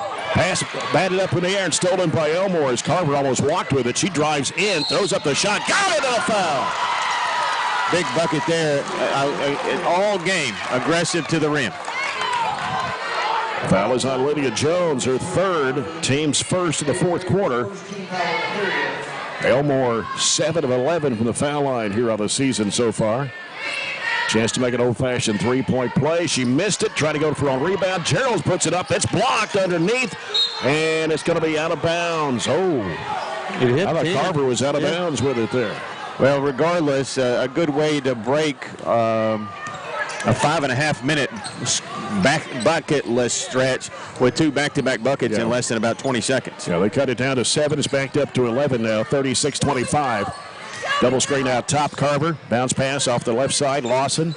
Now here's Madison Lawson with it. Madison Lawson working against Bird, trying to get around her. Shot blocked from behind, but Bird out of bounds. Ooh. That was close. She has some good recovery length, but gets away with sometimes what could be very close to a foul. 6:47 to play now. As the ball comes into the corner to Jones. And now Madison Lawson with it out front, right side. Dribbles, goes to the left side, hands it off to Carver. Carver trying to penetrate, left elbow, goes down in low there to Collins. Throws up the shot, it's no good. Rebounded there by Atkinson. Atkinson turns, throws it back to Bird. As Bird will bring it across the floor. Left side is Geralds. Geralds getting some pressure from Jones. Hands it off to Elmore. Elmore curls around into the key, gives it back to Bird. Down to 6:15 to play. Go. Geralds, top of the key, sends it over to Atkinson. Atkinson fires it down, and it's knocked away. They try to go to Elmore with it. That was a bullet pass. Here's a pass that's deflected up to Lawson. Here's Carver driving in, throws it underneath, and we're going to get a foul on Shelby, I think. That's number 4, I believe. Just very reckless coming from behind, but they actually call it on Elmore. So we'll get a break to spread the fouls around. That's 3 on Katie Elmore. Second foul on the Trojanettes here in the fourth quarter. Collins at the line. She's 1 for 2 tonight. First one is on the way, and it's too strong. This is WCDS, 1230 AM, 104.7 FM. Glasgow. 5:58 to play in this one. Barren County 36, Warren East 25. Hannah Bragg and Addison McFall have checked in to go with Katie Elmore, Addie Slagle, and Ashley Atkinson to the court for Barren County. Second shot for Collins on the way. It's good. Collins checks out. Wardlow back in for Coach Jenny Neville with 5:58 to play. That is 36-26. Elmore in the backcourt fires it up to Atkinson. Trying to dribble around a defender. Does. Almost fell down with it. Feeds it in there to McFall. Goes up with a shot. It's blocked out of bounds. Trojanettes will keep it underneath at 5:47 to go. McFall gets it in the corner to Bragg. Fires it out to Elmore. Gets rid of it to Slagle. 3 out of the corner, air ball, and it is saved in bounds. Wow. Bragg got it, put it up and in. Saved it right two-handed. Right to her. 38-26. And here's a 3 out of the corner. It is good. Nobody got out there on her. And Madison Lawson drills the tray. That's their first 3-point shot tonight. Lead back down to single digits, 38-29. 5:18 to play in the basketball game. McFall in a trap gives it to Atkinson. Fires it down to Elmore. Slagle open. 3-point shot. Bingo! Oh, finally, we got an answer there. We've had really good looks. 4 good looks. Addie's had 3. I think Mahela had the other one and finally get one to go, and more importantly, match their 3, and we get a quick timeout. 30-second Scooters coffee timeout for the Trojanettes as they push the lead back out to 12. It's 41-29 with 5:09 to play here in the basketball game. And I was looking at some other scores there. I got the update from the girls' high school basketball game between Greenwood and Logan County. That was after 3 quarters. Greenwood 25, Logan County 23. Low-scoring game there. And, of course, you heard the Bowling Green Glasgow score. That was after 3. And it was, what did I say, 44-12. 44-12 Bowling Green. The only other one we had was Cumberland County, and I don't know if I can get you that one. Into 3, they're up 9 over Monroe. That was a good inside-out look by Elmo there. She had a chance to post, but saw Addie wide open in the corner, kicked it out. You can't step in and make it look any better than they did there. Yep. Madison Lawson feeds in the middle there. Wardlow lost the handle, chasing it down, and it's knocked away by Slagle. Elmore got it and trying to feed it to Slagle underneath. She got control of it before it went out of bounds. Needs some help here, and somebody's going to have to come get it. They finally do. Here's Atkinson off to Elmore. Elmore throws it up. It is off the back iron. Rebound put back up, no good. Bragg trying to fight for the rebound. It's going to be, we'll give it to Warren East. I think Hannah probably was just a little higher than everybody else and knocked it out of bounds. But that opportunity was made by Addie just taking a chance there and created a loose ball. Gave them a turnover. Even though we didn't get a bucket, that runs a little bit of clock with a double-digit lead. Yeah, 4.5 minutes still to play here in this one. Barren County 41, Warren East 29. Here's a lob down to Jones. One dribble, double team, puts it up. She's fouled. We got to stay down. We have a huge size advantage there. And that's put it on Bird, her 4th. Yeah, Shelby straight up in front, and Hannah straight up in the back. We got to stay on our feet and don't give them an opportunity to call a foul. Jones at the line. She's perfect tonight. 4 out of 4. Now 5 out of 5. Not shot any free throws in the first 3 games until tonight. 41-30. Burton comes in to replace Bird. 4:22 to play. And a second shot for Jones is no good, and the rebound comes off to Burton. Burton pushed it into the front court, fires it down to Slagle, lost the handle, got it back though, needs some help, and then threw it away. Got to slow down. Got to slow down. I do like us trying to go to the rim, but not every situation warrants that. Another turnover there, number 17. The screen to the right side, looking. Out top, Jones swings it left side and losing the handle, and Madison Lawson throws it away. Good defensive pressure all the way around there. Barren County's basketball with 3:59 left.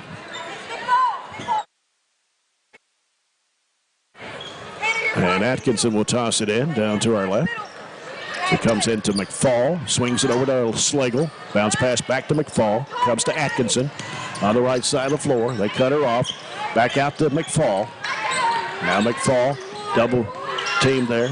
Burton, dangerous pass coming off the Slagle in the corner. Atkinson fakes, drives over, shoots a 17-footer that's way off the mark, and it goes out of bounds. 3:39 to play. Barren County 41, Warren East 30. Carver with it for the Lady Raiders. Slagle try to stay with it. They go inside. That's a walk. And now they're going to get bailed out with a foul. Foul is on Hannah Bragg, her third. It's really difficult to keep her hands up. It's just a natural instinct to kind of bring them down and swat at the basketball. But Hannah's so much taller than everybody else. Even if she keeps her hands up and they get a shot up, she can deflect almost anything. Wardlow hits the free throw to make it 41-31. And now Katie Geralds and Katie Elmore both check back into the Trojanet lineup. Atkinson and McFall go out. 3:24 to play. Back at the line is Wardlow. Second shot is on the way, and she hits both. How many free throws have they shot tonight? It seems like they've shot a ton, and we've shot none. They were 4 of 8 in the first half. Here in the second half, they are, 8, 12, 14, 16 in the second half. 1, 2, 3, 4, 5, 6, 7, 8, 9, 10 of 16 in the second half. Yep. Definitely shot more. Of course, Barren had 8 of 9 in the first half, but only 1 of 3 in the second half. So 16 free throws to 3. Yeah, so 24 total to 12. Wow. Twice as many. Yeah. And we, for the most part, have been the ones attacking the rim a little bit more than they have. We haven't changed much of what we were doing in the second half, but just not getting kind of the benefit of the whistle. But still maintaining right here. They cut it to 6? 7. It was 7. 32-25. Barron's largest lead's been 16. Right now at 9 at 3:24 to play. And they're going to shoot 2 free throws the rest of the way. We are a long, long, long way from being in the penalty. Yeah. They have only committed 1 foul here in the fourth quarter. Barren has 4. It's Trojanet basketball. Warren East will set up.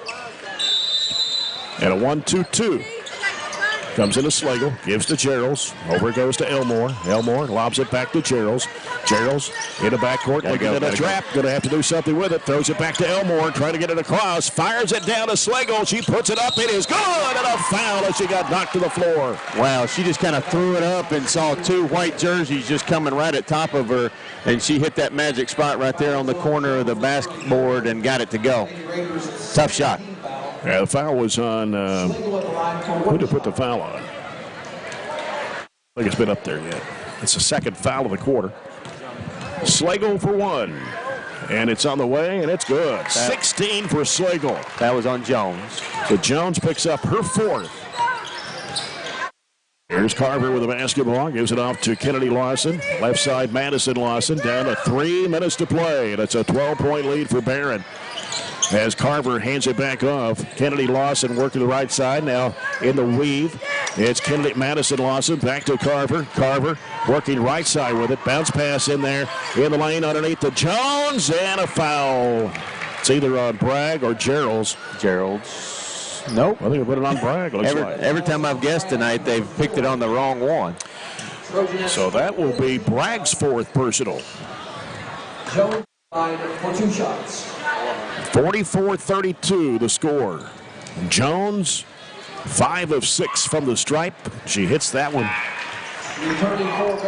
Shelby Bird coming back in, playing with 4 fouls for Hannah Bragg, who goes out with 4. 2:45 to play. One more try here for Jones, and she nails it. And it's a 10-point lead, 44-34. Gerald's gets it across the line. Now works with it. Being chased out there. Now finds an opening to the top of the key. Gives it to Slagle. Slagle fires it up for 3. No good off to the left side. And tried to save it in bounds. It'll go to Warren East with 2:26. I think Addie's played well tonight. She really has. That's fair to say, but in that situation, it's really hard to pass up a good-looking 3, but I want clock more than I want points now. Right. Here's Jones left of the circle with it for Warren East. Jones drives against Bird. She's trying to cut her off in there. Here's a 3-point try. No good. Rebound comes off to Shelby Bird. Bird stops, needs some help in the back court. Trying to find Slagle. She's got it. Gets it across. Gets bumped here. And that's not a foul? No, it clearly wasn't, I guess. But some body contact. A lot of contact. Anyway, Barren gets the basketball. His last touch by Warren East. As Bird tries to find somebody open, it comes out to Gerald's. Gerald's looks, double team down the right side. Hands it off to Slagle. Back out to Burton. Left side it comes to Elmore. Fakes, drives into the key. Now throws it back out to Bird. Bird being chased out there with a double team. Slagle on the left side. Slagle trying to get around a defender. Gives it back out front. As Slagle looks with 1:40 to play, we get a foul here on Madison Lawson. That was on Madison Lawson, her 4. That's 4 on Madison Lawson. Lady Raiders' 3rd team foul. Collins comes in to replace Wardlow for Warren East. Barren County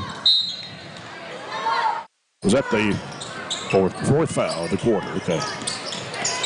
Slagle with it out front. Gets rid of it off to Burton. Burton dribbles left, throws it to Gerald's. 1.5 to go.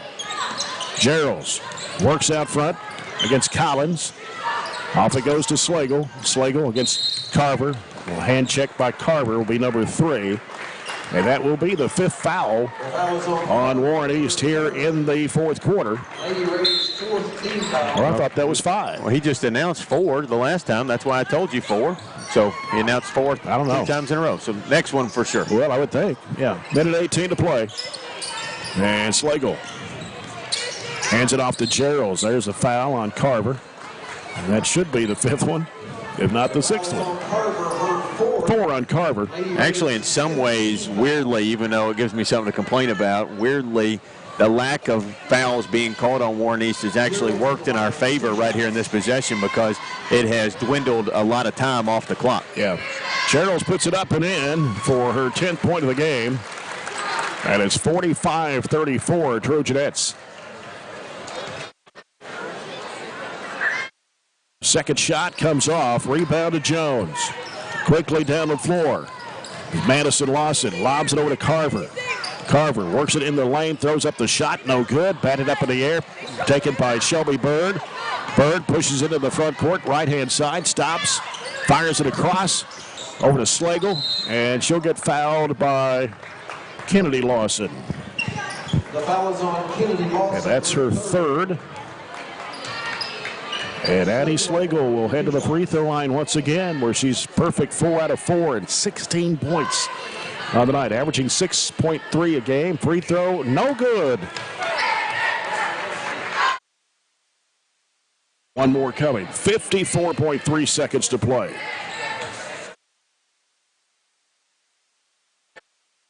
Schlegel for the second of the two. It's on the way, and she missed it too.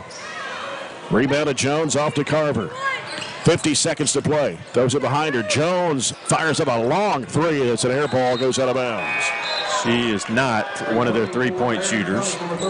We have done an excellent job as our main point tonight to match up and cover up their shooters. They've done a great job covering them up. Dickinson will toss it in. Man full now, isn't it? Yep. Gets it in to Elmore. Elmore.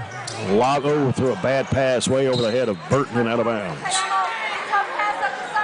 39.4. Man full with a little run and jump. That's what it was. Miss Kennedy Lawson with it.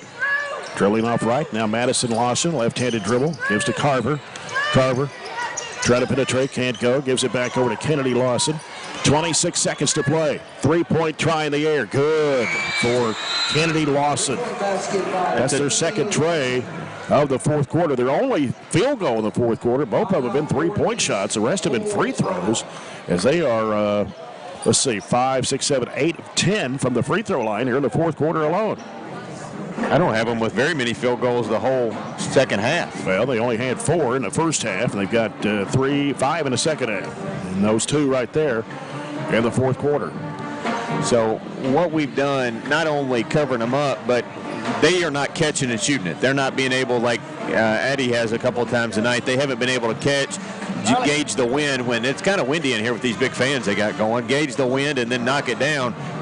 We've run them off the line is what it's kind of called. We made them put the ball on the floor. We made them shoot a dribble in three, something that is contested, something that is difficult. And that's one of the reasons they haven't shot very many threes and then haven't made many of the ones they have attempted.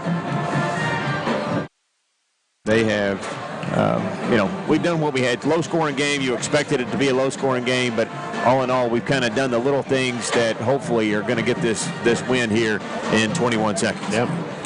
And a big district win at that. Final score, Bowling Green beats Glasgow Girls 58-19. Another score, Metcalfe County girls beat Clinton County 57-36. On the scoreboard update, brought to you by Barren County Judge Executive Jamie Bewley-Byrd. 21 and a half seconds left here with Barren County leading by 8, 45-37. 21.5. Full court pressure by Warren East. As Byrd gets it inbounds, there's the foul immediately on Carver, and I believe that's it for Sam Carver tonight. She'll be the first player to foul out of the game, held to just 1 point. Not a field goal. Averages 12, has hit 4 threes in a game, 3 threes in a game. Shoots it really well. Just didn't have any looks tonight, and that was definitely part of the game plan. Brooklyn Neville has checked into the Warren East lineup, a sophomore. Free throws good for Mahala Burton. Burton, her second point of the game, both on free throws. 46-37. Make it 47-37. Barren County, 20 seconds to play. Madison Lawson with it for Warren East, taking it down the left side. Reversing it back out. Gives it to Kennedy Lawson, 12 seconds to play. Works to the right side, works back left now. Gives it to Madison Lawson. Madison Lawson driving, throws up a wild shot. No, underneath is Burton. 2 seconds, 1, and that'll be it. Barren County wins it here on the road. 47-37. As Warren East gets their first loss of the season. Barren County improves to 3-1 and will be 1-0 in district play. Warren East will be 0-1 in district play.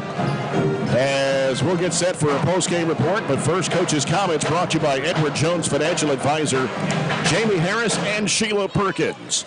As Barren County wins it here, 47-37. Their largest lead, 16 at one time at 29-13, and then Warren East cut it to within 7 at one occasion, 32-25. Coach, congratulations to you.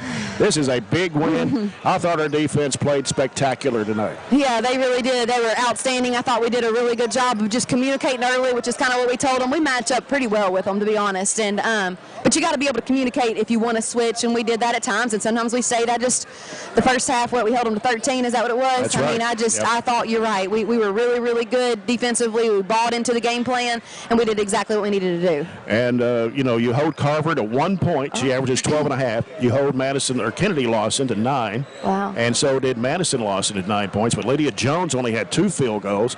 Went to the free throw line quite a bit, but that's because, we got in foul trouble, too. We had, Bird got in foul trouble, Bragg got in foul trouble, but they shot a bushel of free throws. We didn't, but our defense. We were trying. Hey, Jay, we were trying, I promise. I know. We were sitting over here, Yeah, I understand. But anyway, this is a big win for you here on the road, especially with it being a district game. And Addie Slagle has 16 points coming off the bench. She scored 10 those in the second quarter, and that's really where it really got you going. Yeah, I thought she was a really, really big spark for us. And, again, that's what's so great about throwing 9 out there. Anyone at any given time can kind of give us a boost or whatever it may be. Of course, I know the third quarter we kind of had a little lull. We didn't score much, but what we were trying to explain to them is our defense is what kept us in that game. Yeah. We were really solid. But again, I know you already mentioned our defense.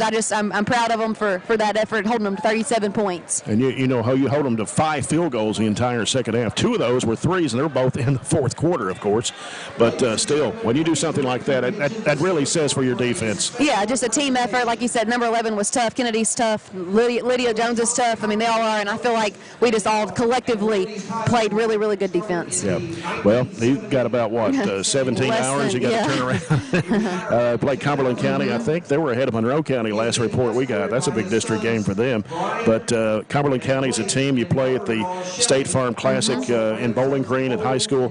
Tomorrow, 12:15, I believe, is the game time for that. But a team you've not played in about, 3 or 4 years? We have not, but we have been scrimmaging them. So we actually saw them in November, so we kind of have an idea of what they do. Cooksey, she's tough, I'm telling you that. And then Willen, she's pretty good, too, as well.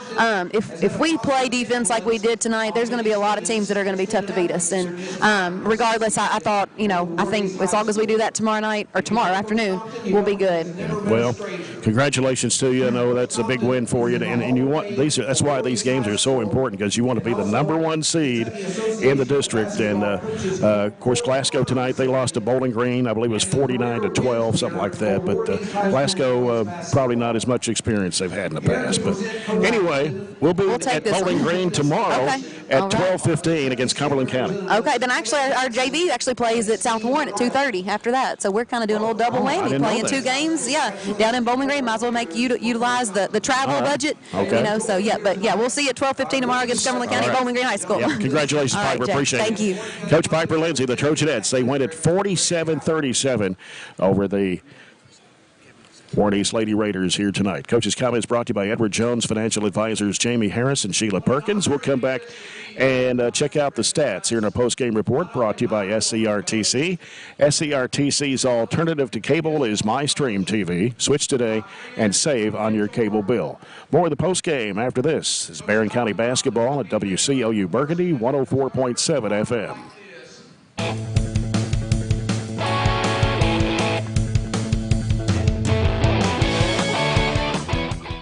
If you're ready for all Christmas all the time, tune to Santa 102.3.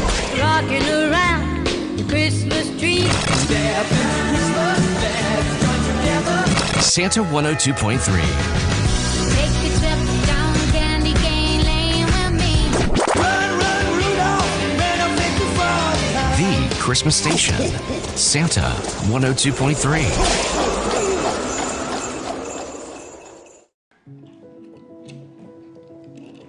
Hey, son, what you doing?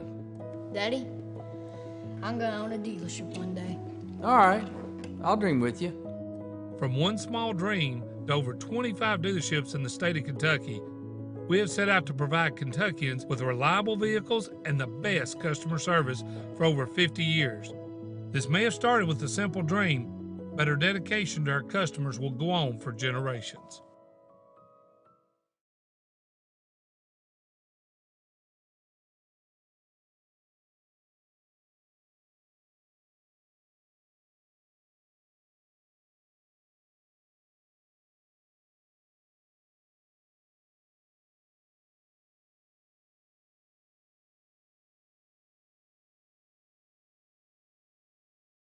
This December, the Glasgow EPB and American Cable, your local authorized Dish Network retailer, are teaming up to bring you big savings. With American Cable and Glasgow EPB Internet, TV packages start at only $91.99 a month with a 2-year price guarantee, and you will also receive 2 years of Netflix absolutely free, while also being entered for a chance to win a 65-inch 4K LG Smart TV. Call 270-651-8341 or 270-847-4542 today.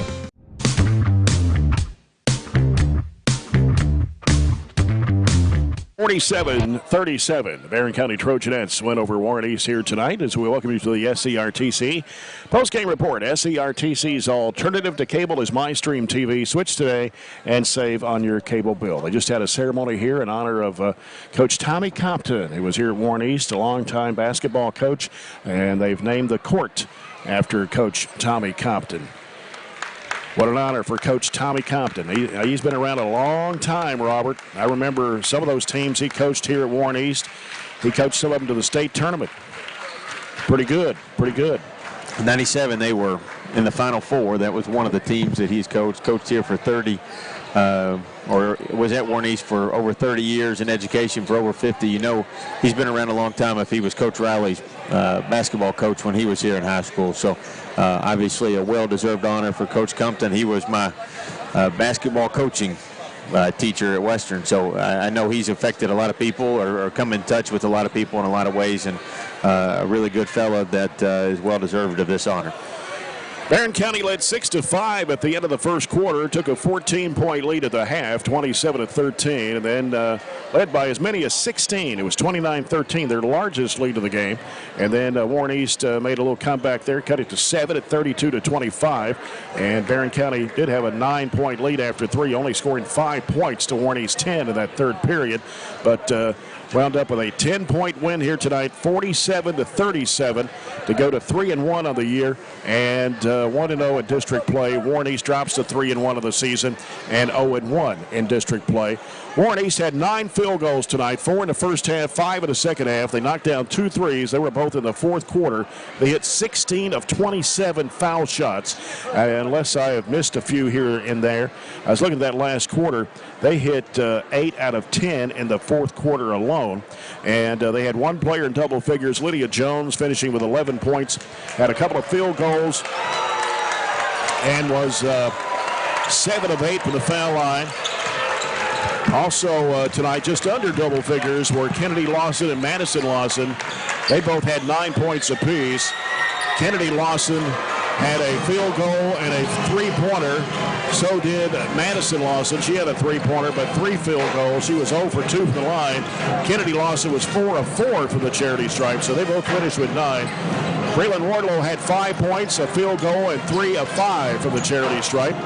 Keani Collins with 2 points tonight and was 2 of 4 from the charity stripe, and only 1 point tonight for Sam Carver on 1 of 4 from the foul line. Barren County Trojanettes, 16 field goals. 2 of those were three-pointers, both made by Addie Slagle, the freshman.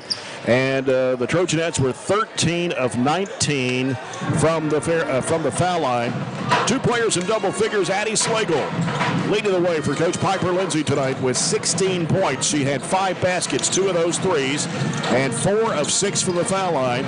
Katie Gerald scored 10 tonight. She had 2 baskets and was 6 of 8 from the charity stripe. Katie Elmore scored 6 on 3 field goals.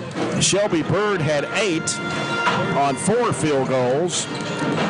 3 points from Mahala Burton, 3 of 4 from the foul line, and a 2-point basket from Riley Wilson. And Ashley Atkinson started the ball game, did not score. Hannah Bragg also scored a bucket tonight as well for Coach Piper Lindsay. All right, let's take a look at some stats here brought to you by Riley Dental Group. We were 16 of 47 for 34%, just 2 of 11 from 3 for 18%. They were 9 of 33 for 25. Also hit 2 threes. They were 2 for 8. The official free throw totals I got out of the book there. They were 17 of 31. They were 17 of 31. We were 13 of 17. The old adage goes, you want to make as many as your opponent shoots. Well, that happened tonight for Warren East, except we made almost all of ours, and they just weren't very good from the stripe. Just over 50% there. We did turn it over 18 times, and they only turned it over 13, but a big stat we won. We out-rebounded them, almost had as many offensive rebounds for the game like we did at halftime. We had 33 rebounds total. They had 18 rebounds total. We had 17 offensive. So, we really did a great job in the first half, especially stretching out that lead over the last few minutes of that first half. We went on a 12-2 run, I think is what I had at the last 4 minutes. We did go 5 minutes without scoring there in the second half, and usually when your opponent makes as many as you shoot from the stripe, you go 5 minutes without scoring in the second half. Usually that doesn't really have a good recipe for a win, but we had so much of a lead. We did a good job hanging on to it, kind of absorbing some of that foul trouble, and I thought everybody who came in tonight had a really big part in that. I think we went 9 deep. Katie Geralds didn't have a lot of points tonight, but I thought she played a huge role in the paint, even pulled it out and handled the ball a little bit. Obviously, Addie had a big night. So, there's going to be nights. What I like about this team and what this team kind of has to embrace a little bit is one night, somebody's going to have 18. The next night, they may have 4, and somebody else have 18. So it's really, it makes it hard to guard, but it makes it okay to have an off night because somebody else is going to be there to pick up your slack. So a good win for us tonight. You face a tough Cumberland County team tomorrow, who I assume went ahead and beat Monroe County. They were up double digits there in the last quarter, and we'll see if we can get a score there while I talk to you. The final from there, they won by 11, 53-42. So both teams coming off a win. They're having a really good season, and we beat them in a scrimmage, but there's a lot of different factors when you play a 32-minute game versus just kind of throwing some things out there in a scrimmage in the preseason. You look at that individual scoring again for Barren. You had Slagle with 16. You had Katie Geralds with 10. Shelby Bird got in foul trouble, so she didn't play a lot of minutes tonight. She had 8 points in the game, and Katie Elmore, who also was in foul trouble, especially in the first half, scored 6, but you still had a little balance scoring there. Slagle was really the key tonight, scoring-wise, with Katie Geralds adding 10 in the double-figure column. 47-37, Trojanettes win it over Warren here tonight. When we come back, we'll get ready for the Don Franklin Glasgow countdown to tip-off. The Trojans and the Raiders coming up in Game 2 of our doubleheader as you're following Barren County basketball on WCLU Burgundy 104.7 FM.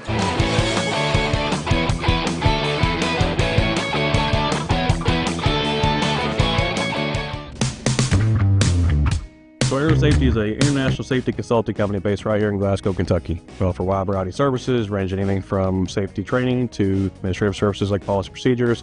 It's any manufacturing, any industry around our area, we can apply that. And we can also make everything site-specific to the customer. So we make sure we're incorporating the company's policies, procedures, applicable hazards, equipment, things like that, that it's making it more relevant and engaging for the customer. Aero Safety is here to keep your employees safe and keep your business headed in the right direction. Growing up is realizing that everyone who told you to eat your breakfast when you were little was actually eating this for breakfast. It's your turn to take your place at the breakfast table and savor the taste of culinary independence with freshly toasted bagels at McDonald's. Indulge in the breakfast you've always wanted and start the day off the right way, your way. Ba-da-ba-ba-ba.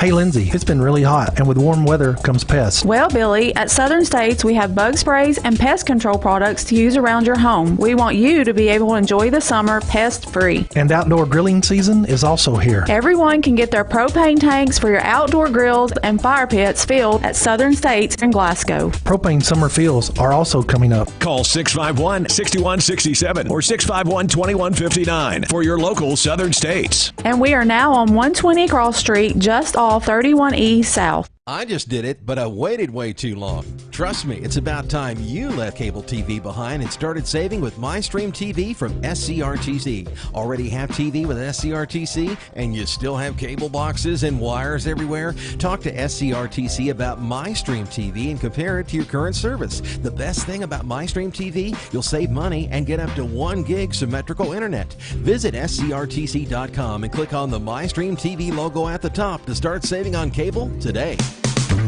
High school. Barren County Trojans are 1-2 on the season coming into tonight's game with Warren East. The Raiders, under fourth-year head coach Kyle Benj, is 3-1 on the year.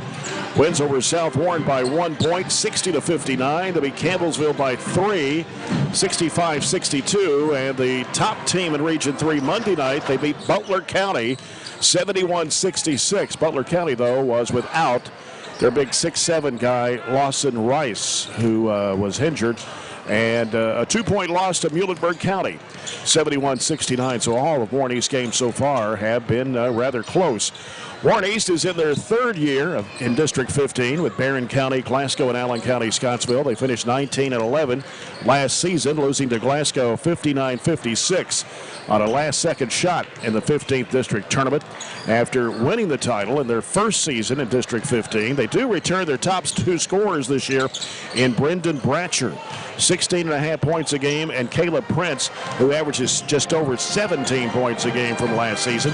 They lost their big center, K.J. Barber, who graduated, and Kyler Pettigo, who averaged about 9 points a game last year for Warren East. He transferred to Allen County, Scottsville, and is currently the leading scorer for the Patriots so far this season. We'll see him next Thursday night at Allen County, Scottsville, when the Trojans and Trojanettes travel for another District 15 matchup. Warren East is favored to win the tough 15th District this year, ranked 4th in Region 4 in the Bowling Green Daily News Prep Poll, behind Warren Central, Bowling Green, and Greenwood. Barren County is rated 2nd in the district currently and 6th in Region 4. Glasgow is 3rd in the district and 9th in Region 4. Allen County, Scottsville is 4th in the district, rated 10th in the 4th region rankings.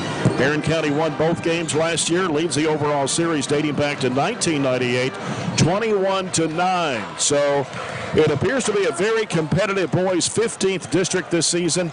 And just like the girls tonight, that's why all these regular season district games are very important. Yeah, and like the girls, we've had a lot of success. Maybe not dating so far back, but if you look at the history between these two, they've been close games, but we've had a lot of success. They've clearly picked us off in the 23 district championship a couple years ago here. So we need to really kind of start finding some offensive identity, in my opinion. You know, clearly when shots go in, everything's great. We hit 9 threes the other night, looked great against E-Town, but the other 2 times, just to be frank with you, and I don't sugarcoat a whole lot, and everybody knows that, we've just been blown out of the gym the other 2 times we've been on the floor. At Greene County and then at Caverna, things just weren't pretty. And I don't think I've ever in Warren's tenure written toughness and put question marks beside it, but we have to show some toughness. When things don't go well, what can we do right? What can we do to get through some of that adversity? And that's lock down and play some defense, show some toughness, get on the floor, get after some loose balls and really D somebody up. And then hopefully we start making shots. Caverna the other night, nothing went right. Greene County, they're obviously clearly talented. I'd like to see a score between those 2 tonight. I'd say it'll be a pretty good game. But, you know, we have a tough schedule to start the year, but that means we have to play tough and to respond. We have another tough game tomorrow with LaRue County, and you know, what can we kind of figure out? What can we start clicking here to make things get back on the right track after our first 3 games?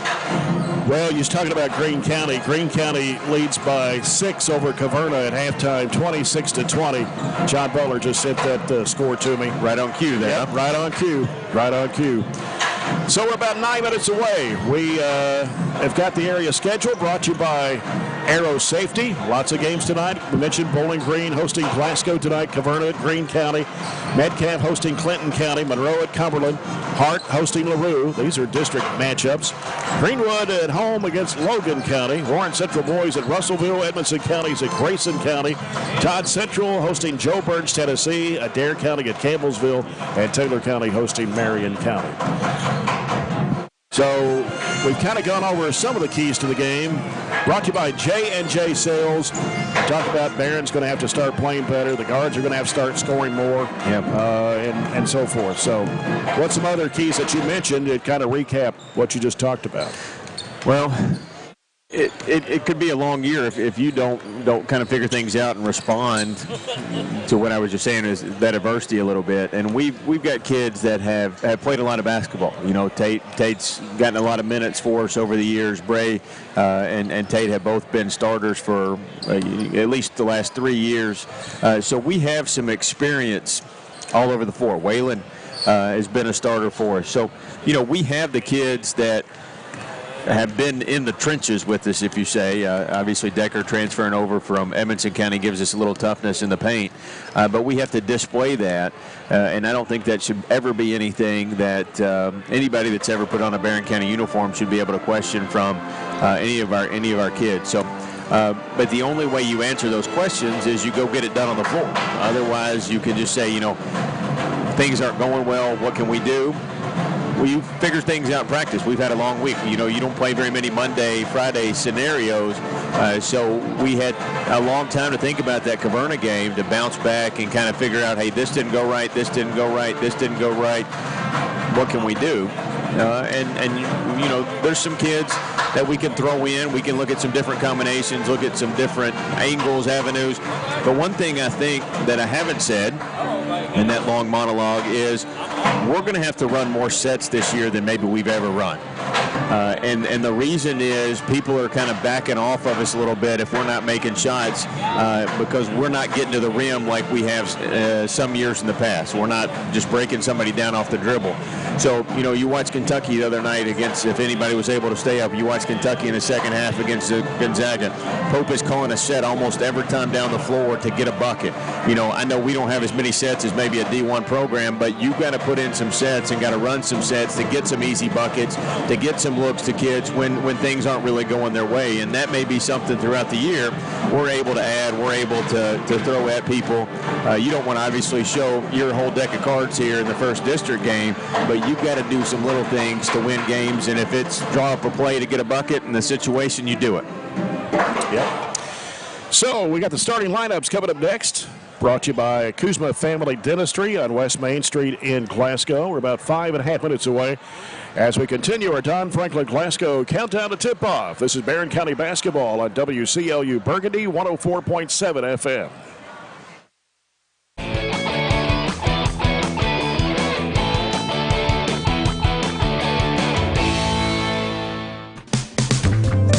At Kuzma Family Dentistry, we specialize in changing smiles and changing lives.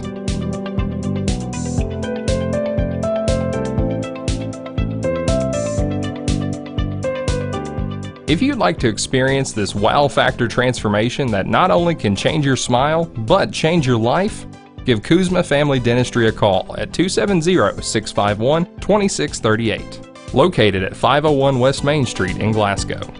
If you haven't heard, there's a new approach to banking. It's called Kasasa, and you'll find it at the People's Bank. Your free Kasasa checking account offers you monthly cashback rewards. The Kasasa cash checking account can earn you a very high interest rate on your balance. Then link Kasasa Saver, and you'll also get a high rate on your deposits. Grow with Kasasa at the People's Bank in Glasgow, Cave City, and Barren. The People's Bank. Working for you. Restrictions and qualifications apply. Restrictions may vary. Contact the People's Bank for details and to learn more.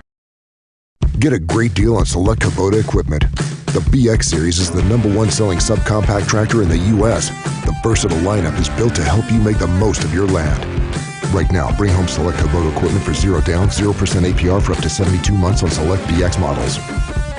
Now through September 30th. See us or go to KubotaUSA.com for full disclaimer. Your local Kubota dealer is J&J Sales, 1311 West Main Street in Glasgow. We've got you. It's a pledge to make sure you're always taken care of. A pledge that your Touchstone Energy Cooperative honors each and every day.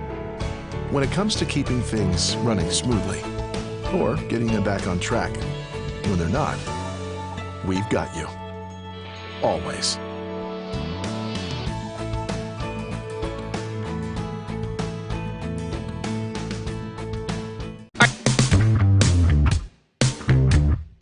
Underway between the Trojans and the Raiders here in our countdown to tip-off, brought to you by Don Franklin in Glasgow. So we take a look at tonight's starting lineups brought to you by Kuzma Family Dentistry on West Main Street in Glasgow. For Warren East, under fifth-year head coach Kyle Bench, he'll start Brendan Bratcher, a senior, averaging 16.5 points a game and 7 rebounds. Caleb Prince, a junior, 17.2 points and 5 rebounds a game. Wyatt Gravel, a senior, averaging 5.8. He transferred from Edmonson County over to Warren East this year. Dane Parsley, a senior, 3.8 points, 6 rebounds, and Jordan Hogue, a senior, averaging 8.5 points a game. The Warren East Raiders are averaging 66.2 points a game, shooting 43% of the field. They make about 7.5 threes a game. They've knocked down 30 so far in the first 4 games. They really shoot well from the free throw line as a team at 75.4%. And they average 31 rebounds a game. And of course, in that game against Butler County on Monday night, it was Hogue that led the scoring with 21. Prince had 18, Bratcher had 15, and Ty Price had 33 for Butler County. Again, Lawson Rice did not play in that game, but Warren East shot over 53% from the field in that contest. Barren County Trojans under 17th-year head coach Warren Cunningham, 1-2 on the year. Number 5, Tate Spillman, 6 foot 165 and a senior, averaging 7.3 points a game. Bray Bewley, also a senior, 6 foot 140, averages 4. Josh Decker, number 32, is 6'5", 235 and a senior, 10.3 points, 4.3 rebounds. Waylon Clemens, 6 foot 160, a senior, 2.3 points a game. And Kate Hardy, 6 foot 150, a junior, averages 6. So the lineup for Barren goes 6 foot, 6 foot, 6 foot, 6 foot, 6'5". That's right. So there you go. Of course, the Trojans are averaging 51 points a game, giving up 66 and shooting 40.6% of the field. Have made 12 threes out of 57 attempts. That's only 21%. And have not shot well from the free throw line, only 16 of 30 so far for 53.3% and 26 rebounds on the season. Against Caverna on Monday night, Caverna shot almost 60% of the field. Barren shot 37.3 and only 2 of 18 from long range and 6 of 12 at the foul line. Got out-rebounded badly. It's like 38-19 on the boards. So there's your starting lineups. We'll get set for the tip-off. The Farmers RACC Jackie Browning Memorial tip-off, and our officials for tonight's game, the same 3 we had of the girls, brought to you by McDonald's of Glasgow. Barry Vincent, Mike Goodson, and Will Tolley. And our first quarter brought to you tonight by the People's Bank, working for you. Already got a score in the Glasgow Bowling Green game. And that's boys. Bowling Green 25, Glasgow 6 after 1 period of play. Another score update that I'm completely unqualified to talk about here, but we'll give an update. Our cheer team is up, I think in Lexington, competing in the state cheer competition. They were runners-up, state runners-up in the co-ed competitive cheer division. So congratulations to them on their runner-up finish in the state. As we head toward 8 o'clock here in Bowling Green at Warren East High School, you're following WCDS 1230 AM, 104.7 FM Glasgow, WCLU Burgundy, 104.7 FM, and of course the Glasgow Scotties on WCLU Blue at 103.1 at this very moment with Chase Landrum. He's got the broadcast of that game and keeping us updated on the Scotties and the Purples. And as I mentioned, they're down 25-6 after the first period of play. Whoa. Lopsided game there. Yeah. One other thing I'll say is this, and I said this, I think, the Greene County game, and I haven't reiterated it since then. This is not a free pass by any means, but I don't think it may be fair to really judge and gauge this team yet, because I know this is a stretch for some people, but there is a little bit of that football still in some of these kids. Yep. And it's a little bit of the conditioning, it's a little bit of the shape that you have to get in to play basketball, but it's also a team unit. We're a different team than we were last year, and when both of your point guards are on a football field for really 3/4 of your preseason, they're who's directing your team. They're who's kind of getting you going, and you throw Josh in, who's kind of a new piece to your team. There's really been no time to be a cohesive unit, and we're kind of, building the plane as we fly a little bit here, playing basketball games. So in some ways, this has been a good week, and let's see if this week has helped us kind of do some of those things, get our basketball leg, kind of build some team cohesiveness, And you don't want to have 2 district games where you're still using that as an excuse. You got this one this Friday and then Allen next Thursday. So you don't want to dig yourself a hole just saying, hey, we're not there yet. Right. I don't think anybody ever gets fully there, but we've got to get there a little bit quicker than we are right now. Yeah. Barren County in black uniforms, trimmed in burgundy and gold, with burgundy numbers and letters outlined in gold. Barren County across the front of their shirts, and the Raiders of Warren East in their home white with blue numbers outlined in gold. Raiders across the front of their jerseys. We were home the other night about this time. Yeah, we're just now starting the boys' game. Of course, they had the ceremony honoring Tommy Compton. Took quite a while in between games. Barry Vincent will toss it up. Dane Parsley and Josh Decker in the jump circle. Tap controlled by Barren. Here's Tate Spillman. He'll hand it off to Bray Bewley. Underway here at Warren East. Bewley works to the left side. Gets cut off in there. Really putting the pressure on. Tate Spillman had an open look but didn't take it.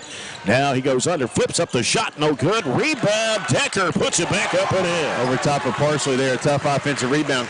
Tate had an ability to just keep that curl cut going for a layup, but stopped just a little indecisive. We still got the bucket anyway off the offensive putback. Prince with the basketball, hands it off out there to Hogue. They go into the weave out there. Bratcher drives in, up with the left hand, no good. Offensive rebound put up and in by Grayville. 2 identical possessions there. We paid him right back an offensive rebound. Ties it up at 2. 2-2-1. Zone court press. Here's Decker. Takes it to the basket and he loses it out of bounds, but somebody touched it, whether it's Grayville or Parsley. The Barren County will keep it underneath. 7:09 to go to first quarter. Tied at 2.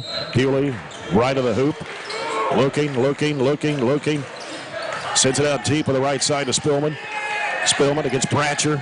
Out top, here's Waylon Clemens. Left of the circle against Grayville. Now around to the right side, it goes to Hardy. They dump it down underneath. Trying to pump fake in there was Decker. Throws it back outside to Hardy as he got double teamed down low. Now Hardy.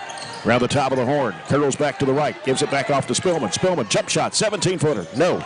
Rebound cleared out as bodies go to the floor. It looked like Parsley and Decker got tangled up in there. Both went to the floor, and it was last touch by Warren East.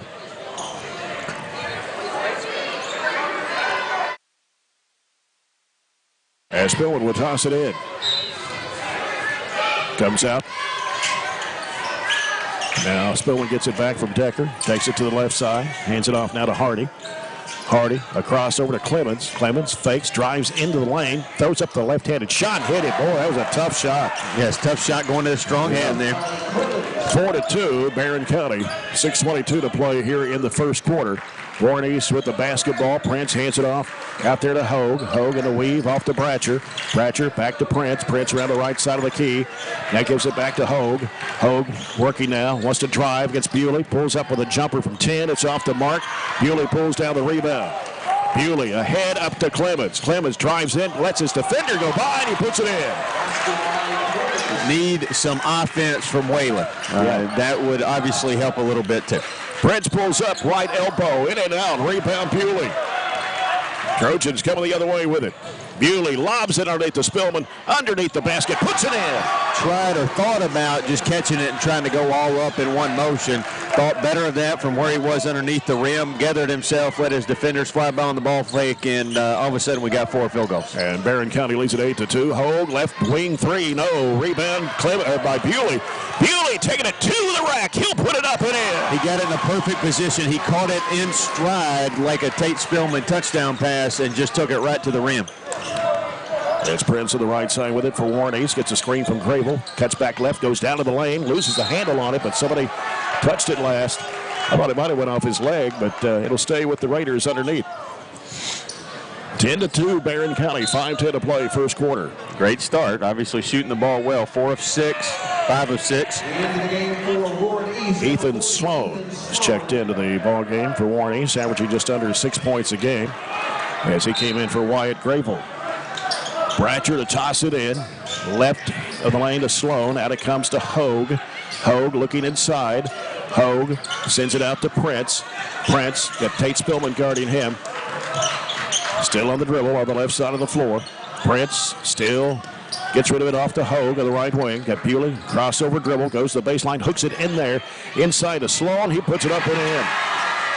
Sloan has had double figures in one of their games earlier. He's a kid that has not played a whole lot for them in the past.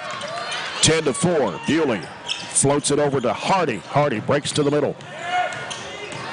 Now he's on the dribble, reverses it back to the right side. He'll hook it in there to Spillman, left of the lane. Now works inside, wants to go around, puts it up and in. Got around his defender, Hogue. Spillman gets his second field goal of the quarter, and it's 12-4 Barren County. Prince working one-on-one against Spillman, drives in. Out to Bratcher for a three, no. Long rebound off the Decker at the top of the key. Off it comes to Spillman. Spillman, crossover move, goes to the shot, and got it to go down, falling away. Count it. Got bumped going up, but we're not going to count the basket. No. Would have been a good look, and I thought they probably deserved to count it, but they put it on the floor. The foul was going to be on Hogue, his first foul of the ball game. As Spillman lobs it out to Decker. Decker will send it off to Hardy. Cade Hardy. Back out to Bewley. Bewley trying to penetrate, spins, lobs it back over to Hardy on the right side. Down low, getting around is Decker, puts it up. Oh, that's goaltending. It went up underneath it went in the rim. He went underneath the goal and poked it out. Yep. Three-point shot is missed. Barren has it coming the other way. Really bad. Yep, top of the key. Here's Bewley, open, three-pointer, no. And a rebound taken down by Parsley. He'll give it a rip to Prince. Prince behind the back dribble. Shovel pass underneath and losing the handle, but Prince got it back as Sloan couldn't handle the pass. Here's Bratcher for the three. He nailed it. That's his 13th three-point shot he's made this year. Yeah, he's been double figures in all four of their games. 15-15, 21-15. Hardy, long pass across in the corner of the baseline. Bewley, left side, throws it back to Hardy. Three if it goes. No. Rebound comes off to Parsley for Warnies. 3 minutes to play in the quarter. Barren leads at 12-7. Prince crossover drew and put it up and in off the window, falling down. Tough shot. And now it's a 12-9 as Warnies has scored 5 straight, a 3 and a 2 for the Raiders. Hardy in the backcourt getting some pressure, gives it to Bewley. 2:43 left to go here in the first quarter. Here's Hardy, passes deflected up in the air. Spillman caught it though on the left side. And now Spillman putting down the dribble. 2-2-1 back man. Spillman wants to drive, gets cut off. Now throws it with a floating pass back out to Bewley. Bewley can't penetrate, gives it to Hardy deep on the left wing. Now Hardy puts down the dribble, hooks it. Oh, dangerous pass there, almost thrown away. Now Decker gets free, puts it up. Oh, he got hammered in there. No foul, no call. That's a tough shot. They're hammering him inside, and they're not calling anything. From the front and back, I thought he had a lot of contact. Prince bounces it out now to Hogue. Hogue around the top of the horn. He wants to drive in, gets cut off by Bewley. Now working with it is Bratcher. He may have got away with a walk there. Bratcher in the left corner, back out to Prince. 1:50 to play in the quarter. Prince brings it way back out front. He'll go off the right side off a screen. Off the screen, Bratcher, top of the key three. It's off to Mark Decker with a rebound. Gives to Bewley. And now Bewley brings it in front court, gives it to Spillman. 1.5 to go in the quarter. Spillman wants to drive to the basket and try to do a wraparound pass there to Decker. It's knocked out of bounds. Gavin Nunn, 6'6", 230 junior. And Ben Blackburn, a 6'2" junior in the ball game for Barren. 1:28 to play. Barron's basketball underneath. Spillman would toss it in. Quick first quarter, hadn't it? Yeah. Been up and down, up and down. One foul called, really a lot like the girls. Not many fouls called in the first quarter quick. Blackburn out to Hardy. Now Hardy hooks it in there to Spillman in the paint. Spillman trying to work inside. Can't, has to kick it back out to Hardy. 1:20 to go in the quarter. Barren leads at 12-9, led 12-4. And now Spillman needs some help here. Puts it on the floor, drives, kicks it back out to Hardy. Hardy trying to drive in. He's cut off by Prince. And now works it left side into the key. Throws it back out now to Blackburn. Now Blackburn, he's guarded by Bratcher. Gives it back to Spillman. Under a minute to play here in the quarter. And now Spillman lobs it down into Nunn. He can't handle the pass. It goes out of bounds. Not a bad idea, though. You got to catch it before you can score it, though. Trying to do everything in one motion. Ian Mannion, 6-foot senior, is checked into the Trojan lineup. And with 54.3 seconds to play, Warren East with the basketball. 3 would tie it here as Prince handles it on the right side. Hands it off to Hogue. Now Hogue against Bray Bewley. 38 seconds to play. Now out front with it is Grable. And then it's dug out of there, and a foul on Prince. As Spillman would have got an easy 2. Yeah. And Prince held him. That's his first, team second of the quarter. 31.4 seconds to play. Barren County's basketball leading 12-9. Bewley gets it out to Blackburn. Now back to Bewley. So we got Bewley, Blackburn, Spillman, Nunn, and Mannion on the floor right now. Turns, goes to the basket, gets hammered. It's a call from the bench there. They like the matchup that Tate had on Hogue. Caught it at the free throw line extended, spun, went to the rim. And that's going to be the second foul on Jordan Hogue. Tate Spillman. Free throw, good. It was 4 of 8 coming into tonight's game at 50%. Cans that one to make it 13-9. Number 4, Keaton Deal. Keaton Deal is checked into the Warren East lineup, another senior. They're a senior-dominated team. Like the girls. Yeah. Free throw, Spillman, got it. 14-9, Waylon Clemens to give Tate Spillman a break here. Yeah, they've got 1, 2, 3, 4, 5, 6, 7, 8, 9 seniors on this Warren East Raider team. As Dane Parsley comes back in, the only player that gets, a junior, Caleb Prince, is the only player, underclassman, that gets a lot of playing time. He starts leading scorer.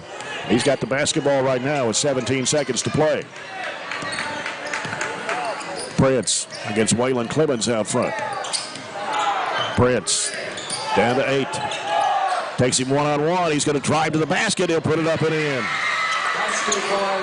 14-11. Desperation shot. Hits the board. That's the end of the first quarter. Barren County 14. Warren East 11. We'll return after this break. 1 minute break. This is Barren County basketball on WCLU Burgundy 104.7 FM.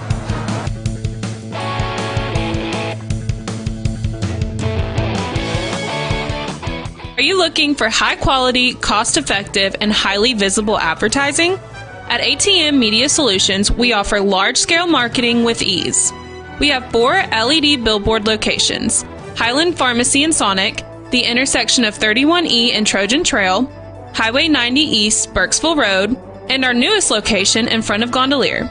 Call 270-629-4542 to get a quote today. ATM Media Solutions. Advertise with ease.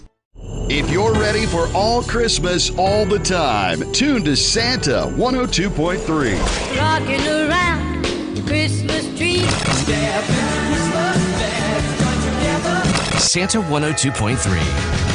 Take a trip down Candy Cane Lane with me. Run, run, Rudolph, better make the fun. The Christmas station. Santa 102.3.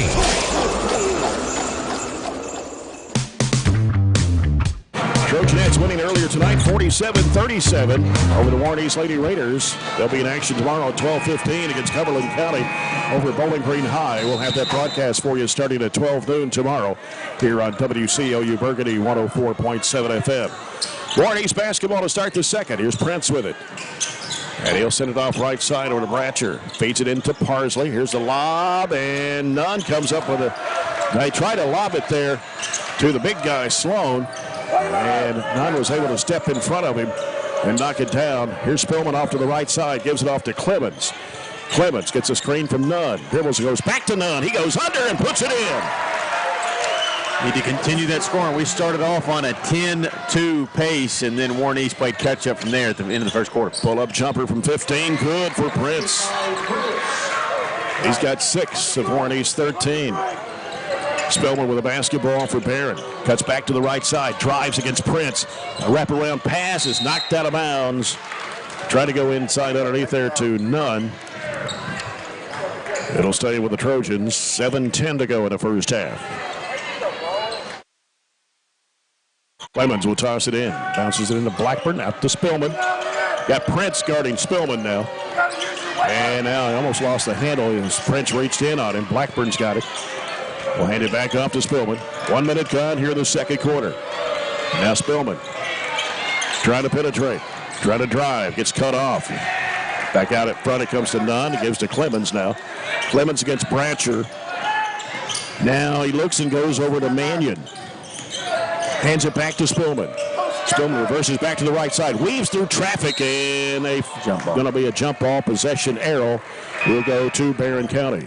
One thing I thought we did well early is we get a couple subs. We really spread the floor, which gave us some space to drive and space to create. Right now, we're all kind of smushed in the paint right there, and there's not a lot of driving lanes. And we got Josh Decker back in. Trey Bewley's back in for Barren County. Clemens lobs it out front to Spillman. 6:35 to play here in the first half, 16-13. And Spillman throws it off to Bewley. He's going to fire up a three. No good. Rebound, Decker back up. No good again. We're going to be fouled on the rebound attempt. It'll be on Gavin Nunn. His first, team's first of the quarter. Bounce right to Decker, but he was kind of in that 4 or 5 foot nervous putt range and just kind of didn't have a layup, didn't have a jump shot, and didn't get it to fall. Here's Prince with it on the left side. He's going to drive against Spillman. In the corner goes to Bratcher. Bratcher drives in, and he's going to be... Is the basket going to count? I thought he fouled him before. Yeah, they're going to count it. Bratcher gets the bucket. Foul is on Spillman. And Spillman, that will be his first personal. Number 2 on Barren County here in the quarter. Bratcher at the line for what? Bratcher has hit 12 of 19 free throw tosses so far, and that one trickles off the rim. Decker with a rebound. 1 point lead for the Trojans right here, 16-15, as Spillman brings it across the midcourt line. Spillman gets rid of it over to Clemens. Clemens on the right side, looking for a cutter. Out top is Decker. Decker goes back left side over to Spillman. Spillman out to Bewley, swings it around over to Decker on the right side. Throws it back out to Hardy. Feeds it in the middle there to Decker. Gets around his defender, puts it up. Oh, he missed it. To get around big 6'7" Sloan there. Had a look in the corner. They give it out to Prince. Prince drives into the paint, try to wrap around pass, and it's off the hand of Sloan and out of bounds. Not many turnovers tonight, just 4. Make it, 4 turnovers both ways. Coming in for Warren East, the senior Jacob Miller, averaging 6.5 points a game for the Raiders. Hardy gets the ball in play to Bewley. Now got Prince guarding him. As Bewley goes one-on-one with Prince. Prince bumped into him, no call. Takes it to the left side. He'll give it to Spillman in the left corner. Spillman works around to the top of the key. Oh, almost stolen. But Spillman ready there to get it back. Bewley's open for a 3. It's no good. And Spillman knocked it away from the Warren East player. We got a reach-in foul, and it's going to be charged to Deal. The foul is on Deal. His first. Raiders' first team foul of the second period. You can't check in and then come out without a dead ball. But they tried to put 11 back in. Well, Hogue when he had 2 fouls. Cooper Doyle, a freshman, number 2, is checked into the Warren East lineup. 5:08 to play in the first half. It's 16-15 Barren, as Bewley having trouble and knocked away by Bratcher and out of bounds. Trying to go to Spillman, and it will stay with Barren County. Barren led 14-11 at the end of the first quarter. It's a 1-point ball game right now as Decker hands it off to Spillman. He'll send it over to Hardy. Now Hardy trying to make a move on his defender. Jump shot, free throw line. No good. Crashing aboard is Decker. Trying to go back up with it. He's fouled. Strong move to the bucket for Josh Decker. And he'll head to the free throw line for 2 shots. Yet to make a field goal here in, just 1 field goal, and that was Gavin Nunn. But nothing else is really going in for us, but we're still crashing the offensive glass hard. Decker has hit 3 of 5 free throw tosses in the first 3 ball games. Hasn't been there very much. Got 2 coming here. on the way, and it rims off. Josh Decker, who transferred from Edmonson County over to Barren County, and Warren East Wyatt Gravel, who transferred from Edmonson County to Warren East. They were teammates last year. And that was in and out. Oak Little Flat didn't give it a chance to bounce in. Prince fires it off in the corner to Bratcher. Bratcher trying to go baseline against Hardy. Throws it away. Bewley picks off the pass. Long pass underneath. Here's Clemens putting it up and in. Reverse course there. He put his defender there in a bad position for a block with that move. Now the corner, a three-point try. Nailed by Miller. Miller is the second best three-point shooter by numbers and even better by percentage. We got to know where he is. He's knocked down 9 trays so far. 8 in the first 4 ball games. And it's tied at 18. Spillman right of the key. Spillman trying to penetrate, can't go. Shovels it back to Bewley. Bewley, jump shot 15, no good. And Parsley with it for Warren East. Off to Prince. Prince pulls up, 15-foot jumper, no good. And battle for the rebound. It's saved in bounds up to midcourt. As Prince handles it with 3:50 to play here in the first half in an 18-18 ball game. Prince gets rid of the basketball over to Doyle. Doyle trying to make a move on Bewley. Back to Prince in the right wing. Prince trying to go one-on-one with Spillman. Spin move, gets rid of it, and another three-point try. No good this time for Miller. Decker with a rebound for Barren, gives it off to Spillman. Spillman working one-on-one out there with Doyle. Bounce pass off to Hardy in the right wing. Gets a screen from Decker. Didn't find him open there. Shoots it up in the lane. It is no good. Battle for the rebound. Decker grabs it, goes inside, kicks it back out. Spillman left wing three. Good job just keeping that alive. We didn't have much of a chance at an offensive board, but Decker stuck his hand out, tapped it to himself, and then swung it around for the three. Spillman gets the Hatcher and Sadler Funeral Home first three-point shot tonight to push the lead back out to 3 for the Trojans at 21-18. 2:50 to play in the first half. We got a whistle away from the ball. And a foul will be on 33. That is Clemens. Sure, a screen is what he did there. He's trying to get out to a shooter. Anyway, that's his first and the team's third of the quarter. And Sloan comes back in for Warren East. 2:50 to play in the half. Bratcher gets it into Sloan in the corner, out to Prince. And now Prince off the screen. Bratcher deep three, no good. And Parsley tried to save it. No, he did. He threw it off of Will Brody. Spillman had just checked in, a 6'2 senior. And it will stay with Warren East.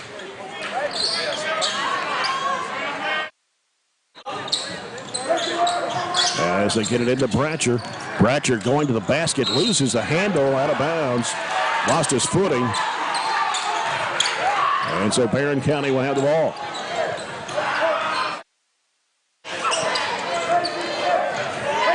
Two and a half minutes to play before halftime in a low-scoring ball game. 21-18, Barren. Left elbow, Spillman. Had it knocked loose, got it back, though. Gives it to Bewley. Turns and throws it back to Spillman, deep on the right side. Spillman trying to drive into the paint, throws it up off balance and hit it. Falling away. Tough shot. Spillman now with 11 points in the first half. And they throw it away. Prince was going to go back in the corner to Miller, but he broke the other way. Barren County now up to a 5-point lead. Starting to accumulate some turnovers are Warren East there. Just miscommunication there. We have to continue to take advantage to extend the lead as we approach the halfway point. Coming down to 2 minutes to play. Barren County 23, Warren East 18. Spillman right side, hands it off to Bewley. Back to Spillman, deep on the right wing. Oh, Spillman. Curls around to the left side, gives it back to Bewley. Bewley around the top of the horn, gets a screen from Dunn, pulls up, can't shoot, gives it back to Hardy. Now they go back to Spillman to the right elbow. Throws it up, off balance again. It bounces off the rim. Rebound comes off to Warren East. Prince pushing it down the floor. And in the lane, the shot goes up and no good. Looked like he crashed into Bewley, but should have been an offensive foul.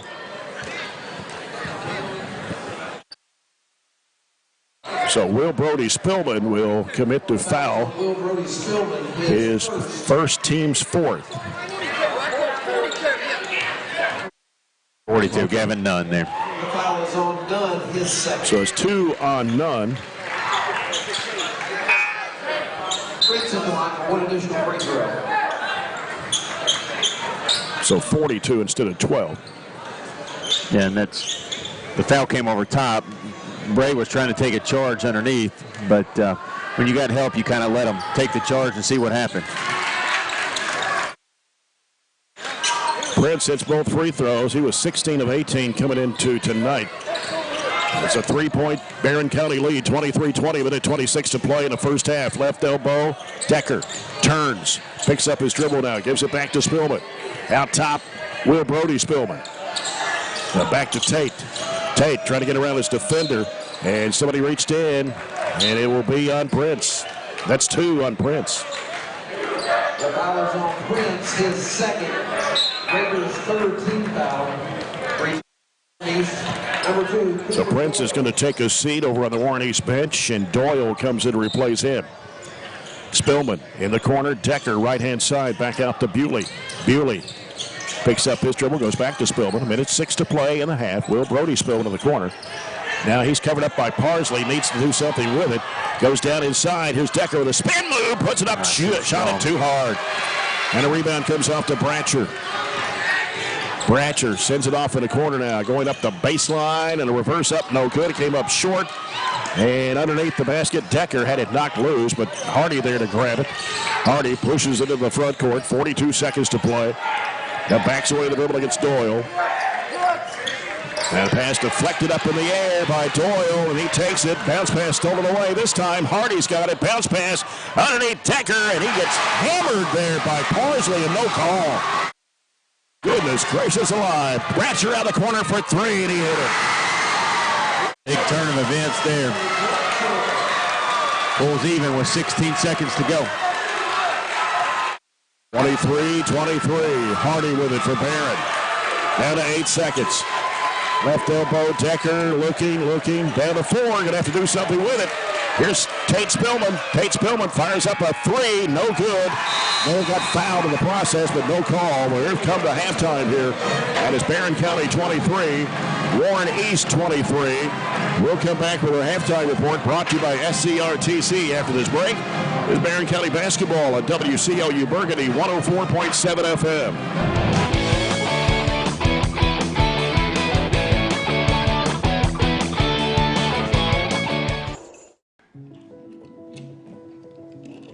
Hey, son, what you doing? Daddy, I'm going to own a dealership one day. All right, I'll dream with you. From one small dream to over 25 dealerships in the state of Kentucky, we have set out to provide Kentuckians with reliable vehicles and the best customer service for over 50 years. This may have started with a simple dream, but our dedication to our customers will go on for generations.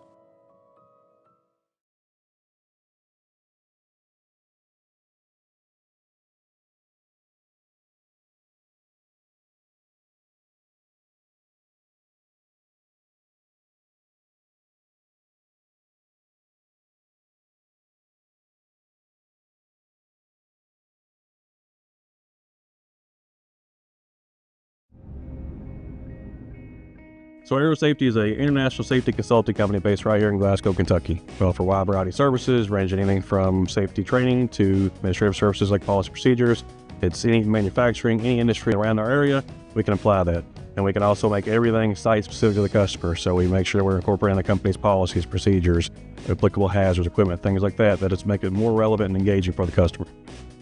Aero Safety is here to keep your employees safe and keep your business headed in the right direction.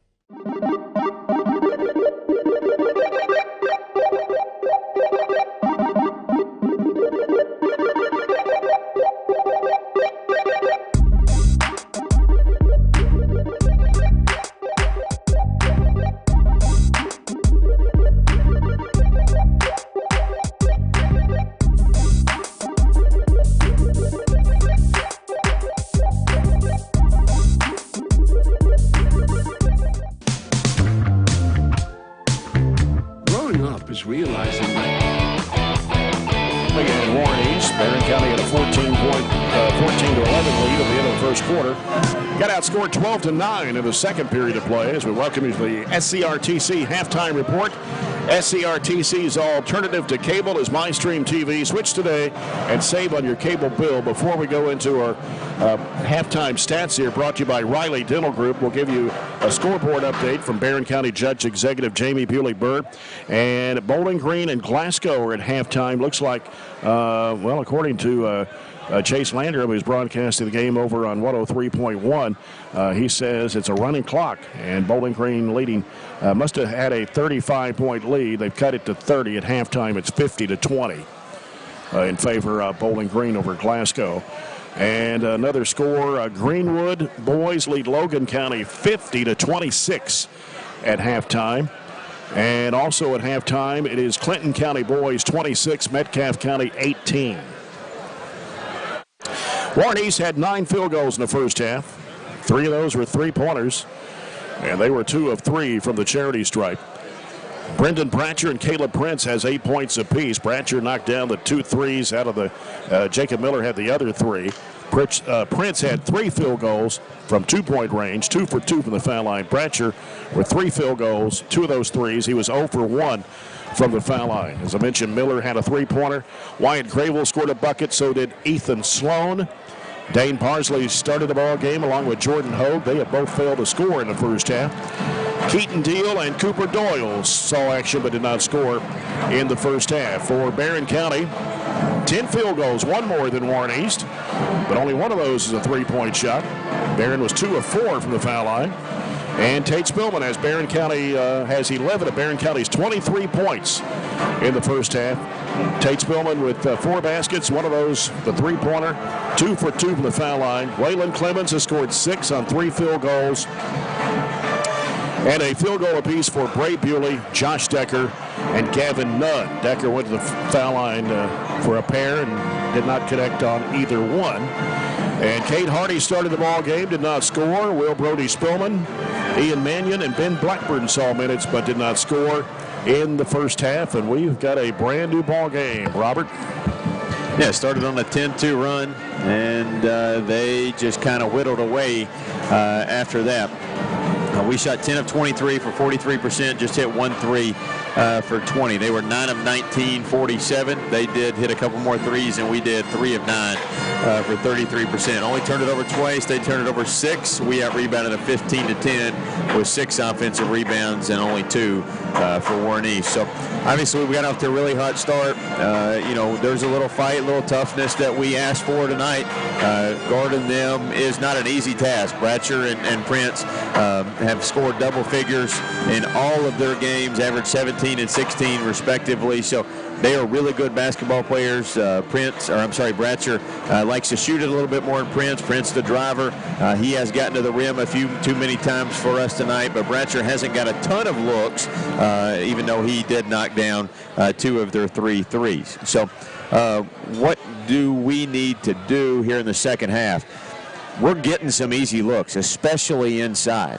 For some reason, I don't feel like Parsley is playing maybe as much as he has in the past. Wasn't in foul trouble, but seemed like he set more than he's used to for minute-wise. And when he wasn't in there, they don't have the toughness inside that really needs to guard Decker.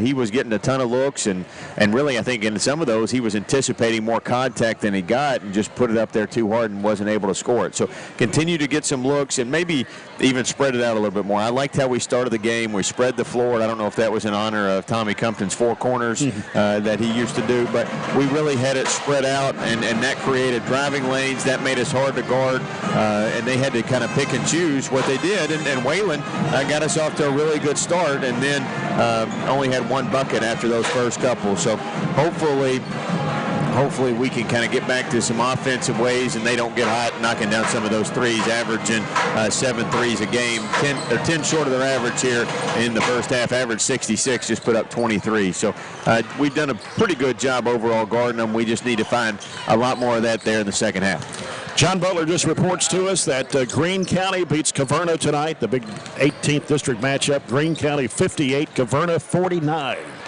Not, pretty much what you expected. I mean, a single-digit game. That's two pretty good teams, and we've seen both of them, so we should know kind of where they are. And we said we haven't been competitive in 2 of our 3 games. Well, maybe both of them are pretty good. That's part of it too. And as I said, I think our whole start to the schedule is tougher, and it may get tougher when we go to Vegas. Looking at some of the teams we may play out there. Coming back with the Extreme Health Club at ATM Media Solutions. Third quarter when we return. It's tied 23-23, the Trojans and the Raiders. This is Barren County basketball at WCLU Burgundy 104.7 FM.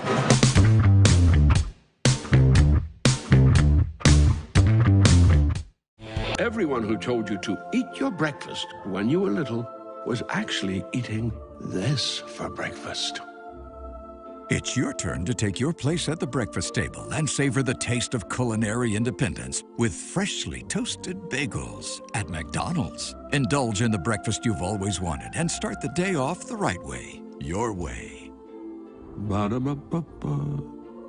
Hey Lindsay, it's been really hot, and with warm weather comes pests. Well, Billy, at Southern States, we have bug sprays and pest control products to use around your home. We want you to be able to enjoy the summer pest-free. And outdoor grilling season is also here. Everyone can get their propane tanks for your outdoor grills and fire pits filled at Southern States in Glasgow. Propane summer fills are also coming up. Call 651-6167 or 651-2159 for your local Southern States. And we are now on 120 Cross Street, just off 31E South. Reliable internet and great customer service? 2 things you'd like to have? I'm talking local service and quick response when my internet is out, which never happens, by the way. That's exactly the type of customer service you get from an awesome internet provider like SCRTC. Not only do they provide gig speed and superior Wi-Fi solutions, SCRTC backs it up with phenomenal customer service. That is true value in an internet provider. Go to scrtc.com and get yours with an unmatched service guarantee. At Kuzma Family Dentistry, we specialize in changing smiles and changing lives.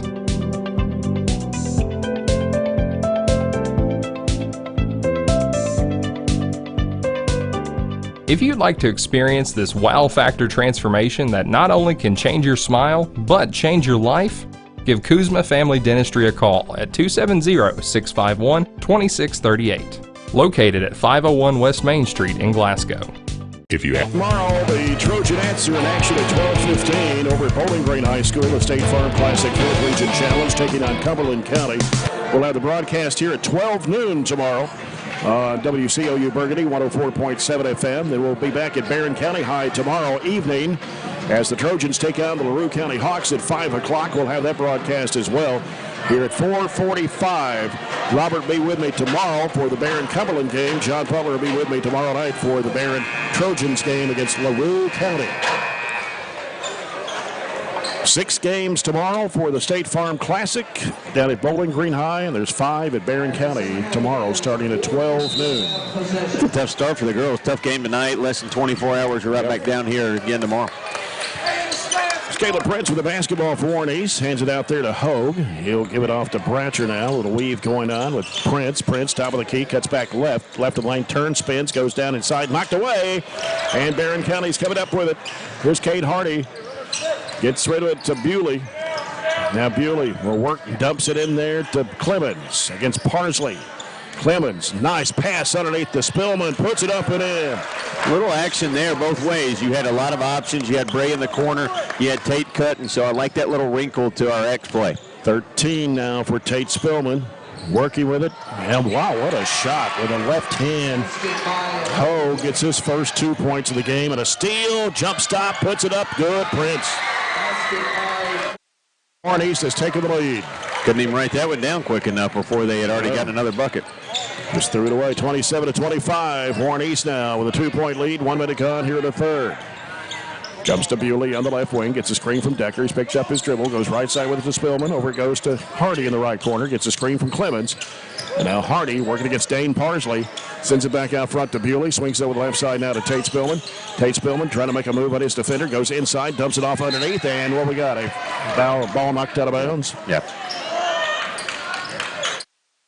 So So we'll stay with the Trojans, right baseline. 6:40 to play here in the third quarter, trailing now 27-25.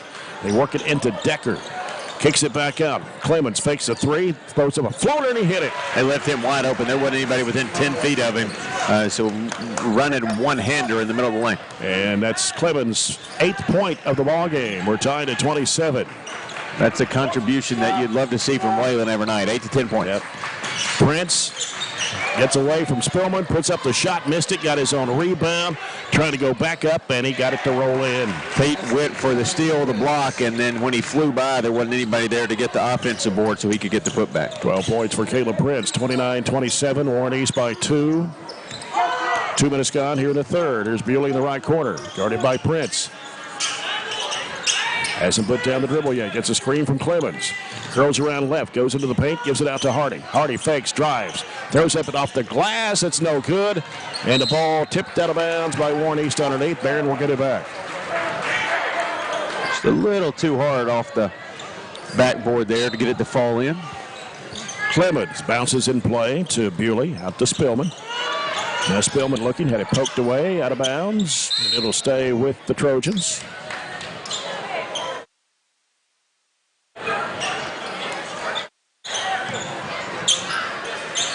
5:40 to play here in the third quarter. Tate Spillman gets the ball in play to Decker. Back to Spillman. Spillman working around out top against Hogue. Takes it right side. One-hand pass over to Clemens. We got a whistle away from the basketball. Call it on Sloan. And Sloan will pick up his first. That's the first foul of the third against Warren East. When Bratzer guards Clemens, I like our matchup with Sloan on Decker. Spillman, top of the horn, works to the right side.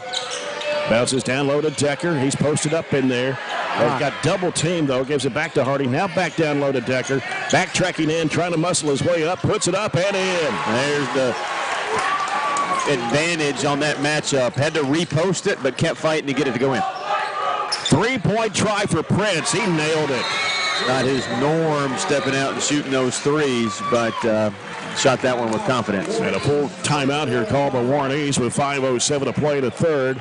Raiders 32, the Trojans 29. There were some games last night, a few games last night we didn't talk about. On the scoreboard update brought to you by Barren County Judge Executive Jamie Bewley-Byrd. A couple of girls games last night. What about Allen County Scottsville defeating South Warren by 21, 74-53. Morris had 36 for the Lady Patriots. Boyle County beat Russell County last night 54-42. In boys action, Franklin Simpson 50, Ohio County 45. South Warren put 100 points on the board against Allen County Scottsville, 100-72. Russell County beat Casey County last night 83-38. We haven't done our sports report tonight of middle school basketball, but last night the freshmen won over Warren East 50-41. JV won 46-39 at boys. Girls JV, Barren beat Warren East 54-50. And in middle school basketball, both the 7th and 8th grade girls defeated Drakes Creek. 7th grade won 39-17. 8th grade won 48-30. And the boys' 7th grade lost to Drakes Creek 31-27. The 8th grade won 48-30. That was in girls. I was looking at the wrong score. Barren County boys, 8th grade, actually beat Drakes Creek 41-12. All right, Bewley with the basketball. Working. Bounces in there to Bewley, or rather to Clemens. Hands it off to Spillman. Left of the circle, trying to spin away. Goes inside. Shot. No, he got it hammered in there, but Decker was there to put it in.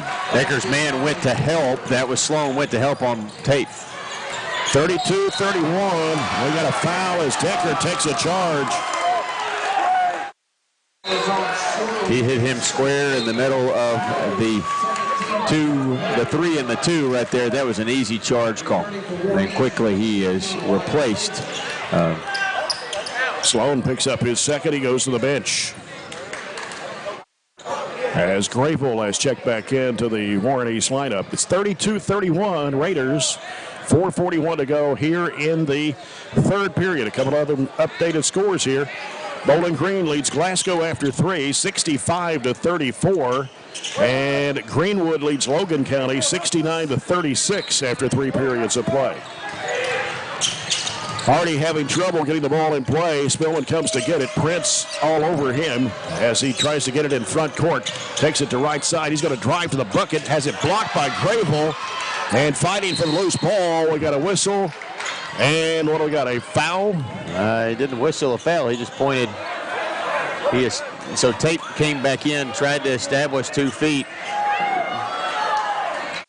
You can't. He said you're the first one to touch it.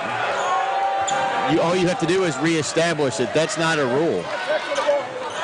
Well, anyway, East has the basketball. They lead it by 1 point.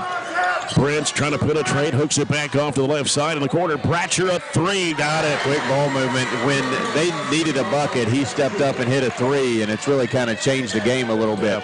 35-31, Warren East, their largest lead of the game. Spillman out to Hardy. Hardy trying to go one-on-one against his defender. Gives it up to Bewley now in between the circles. Now Bewley trying to work on his defender. Off to Clemens. He drives, goes to the basket. No good.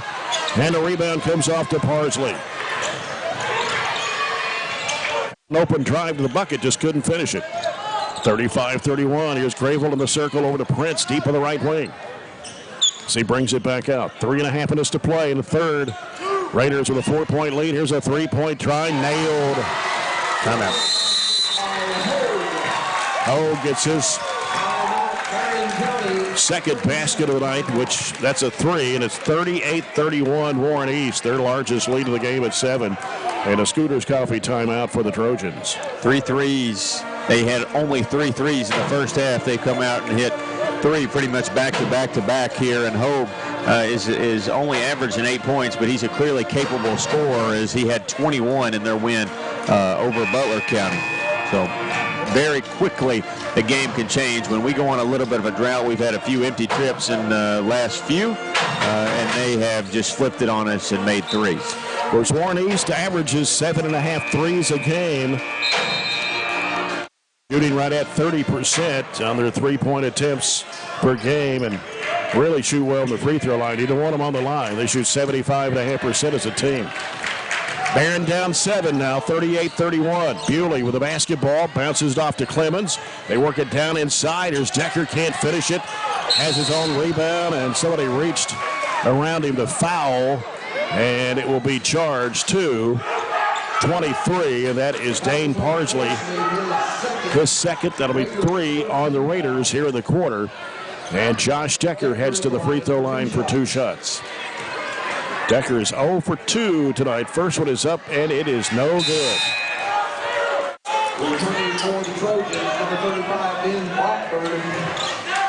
He's only the second Trojan to be at the free throw line. Tate Spillman hit a pair back in the first quarter. Not been near as many. Not near as many free throw shots in this game as there has in the girls' game. Decker connects on the second for his 7th point of the game, and it's 38-32.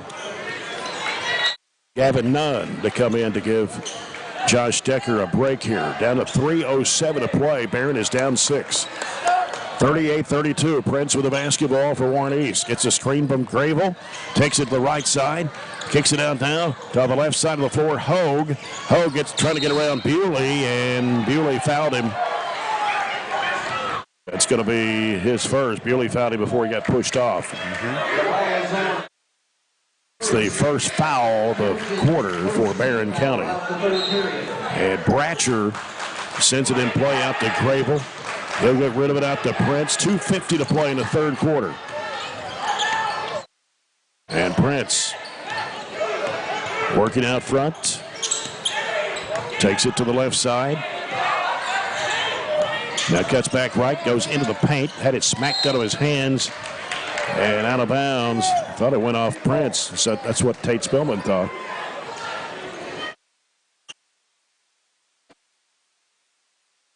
Warren keeps it on the left baseline. He goes in underneath to Grable, and he puts it up and in. Too easy. Grable with his second field goal of the ball game. The lead back to 8 for Warren East, 40-31. Spillman angling off to the right. Hands it off to Hardy. Hardy On the dribble against Prince. Diagonal pass is in there to Bewley. He'll bring it back out with 2:10 to play. Down the horn, it goes to Blackburn. Down in the corner, Hardy against Prince. Feeds it down in there to Spillman. And a reach. And they're going to put this one on Hogue, and that's his third. Team's fourth of the quarter. And now Miller will come back in for Warren East to replace Hogue.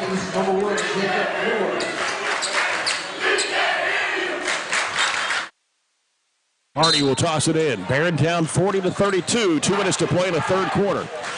Spillman back in the corner. Hardy can't shoot the three. Drives into the paint. Flips up the shot. No. Forced it up there. Taken by Grable. And here comes Prince with it for Warren East on the right side of the floor. Prince gets around, goes inside, flips up the shot. Good. They're on a 10-1 run. Minute and a half to go here in the third. 42-32, Warren East. Spillman had it knocked loose, and it's kicked out of bounds. And now we get Decker and Clemens back in the ball game for Barren. Barren County 9 points this quarter, 19 for Warren East. We haven't made a field goal since the 5-minute mark. Prince working against Spillman, one-on-one. Gets the screen, cuts back to the right side, drives the basket, feeds it off underneath the Grable, and he puts it in. Another timeout here. They're getting ready to run away with it here. Up 12. 44-32 with a 1:11 to play here in the third quarter. And this will be a full timeout brought to you by Scooters Coffee. A couple of score updates here for you. As Bowling Green defeats Glasgow tonight 70-38. And let's see. No final yet on Greenwood, Logan County. They were up by 33. Central's up 72-37 over Russellville with 3 minutes to go in the fourth. At the end of 3, 47 apiece. Greenwood and Logan County 69-36. Greenwood blowing them out there at the end of the third quarter. I don't think I have anything else there. LaRue County may be an interesting score just because we play them tomorrow. They're up 51-15 against Hart County. So second half will start with a running clock there. And that may be it. So LaRue is up 51-15 on Hart. Yeah. Wow. And it does not help that they're on a nice little run here. Make it 12-1 now. And they are shooting 9 out of 10 this quarter. Yeah, and they've outscored Barren 21-9 here in the third period. And the ball kicked. Barren will keep it. 1:01 to go here in the third. Spillman left to the bucket. Lobs it way out to Bewley. Feeds it to Spillman. Spillman working against Miller. Backs away, now takes him one-on-one, reverses back to the right, hands it off to Blackburn. Straight away over to Clemens. Now Clemens hands it off to Bewley. 45 seconds to play. Here's Blackburn, has a three-pointer block. Decker down inside, goes up, and he's fouled. They put this one on Parsley. That's his third. That'll be the fifth of the quarter. But it's 2 shots anyway for Josh Decker. Only 1 of 4 from the line tonight. Free throw is up and good. Sloan comes back in for Warren East to replace Parsley. 40.8 seconds to go here in the third quarter. 44-33, Warren East.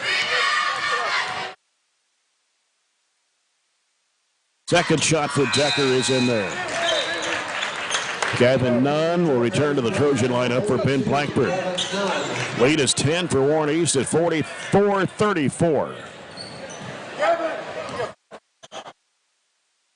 Prince will bring it up for the Raiders. Prince dribbles laterally across. 30 seconds to go. That comes back to the left side. Now it goes back to the right. Down to 23 seconds to play.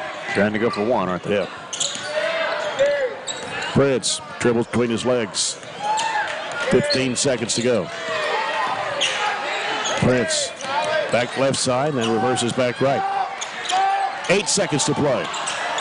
Prince falling down with it, but there's Bratcher to pick it up, dumps it off, and a deflected pass, and a shot put up and in by Sloan. Looks like they drew it up. And that will end the quarter. Warren East with a 46-34 lead over Barren County. We got one more quarter to go. This is Barren County basketball on WCLU Burgundy.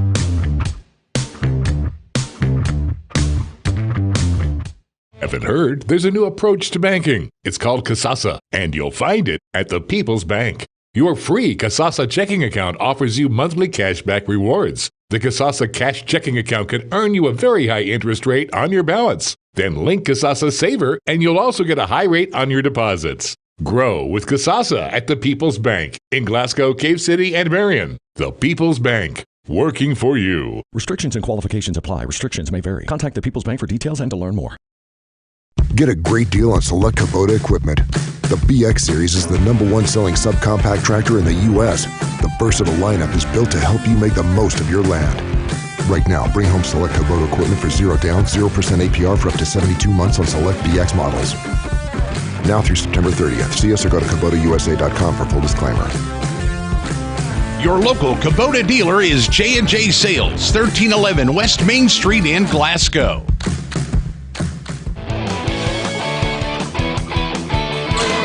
Warren East 46, Barren County 34. We start the final 8 minutes here. Spillman with the basketball on the right side. He looks, gives it a high post to none, lobs it down. It's deflected. Another turnover for Barren. Here's Bratcher. He'll send it up court to Prince. In the corner, goes to Gravel. Gravel trying to split the defenders. Ball gets knocked loose, but we got a whistle timeout called by Warren East. And a full one. It's 7:39 to play. Barren County down 12. It's 46-34. This fourth quarter is sponsored by CPC Commodities. Proven at our farm and made for yours. Trojanettes winning earlier tonight, 47-37 over the Lady Raiders to pick up the district win. They're in action again tomorrow, 12:15 against Cumberland County. Get the broadcast here at 12 noon on WCLU Burgundy 104.7 FM. And then we'll head back to Barren County for the Don Franklin Barren Hoops Classic as the Trojans take on LaRue County at 5. And we'll be on there at about 4:45 with that ball game.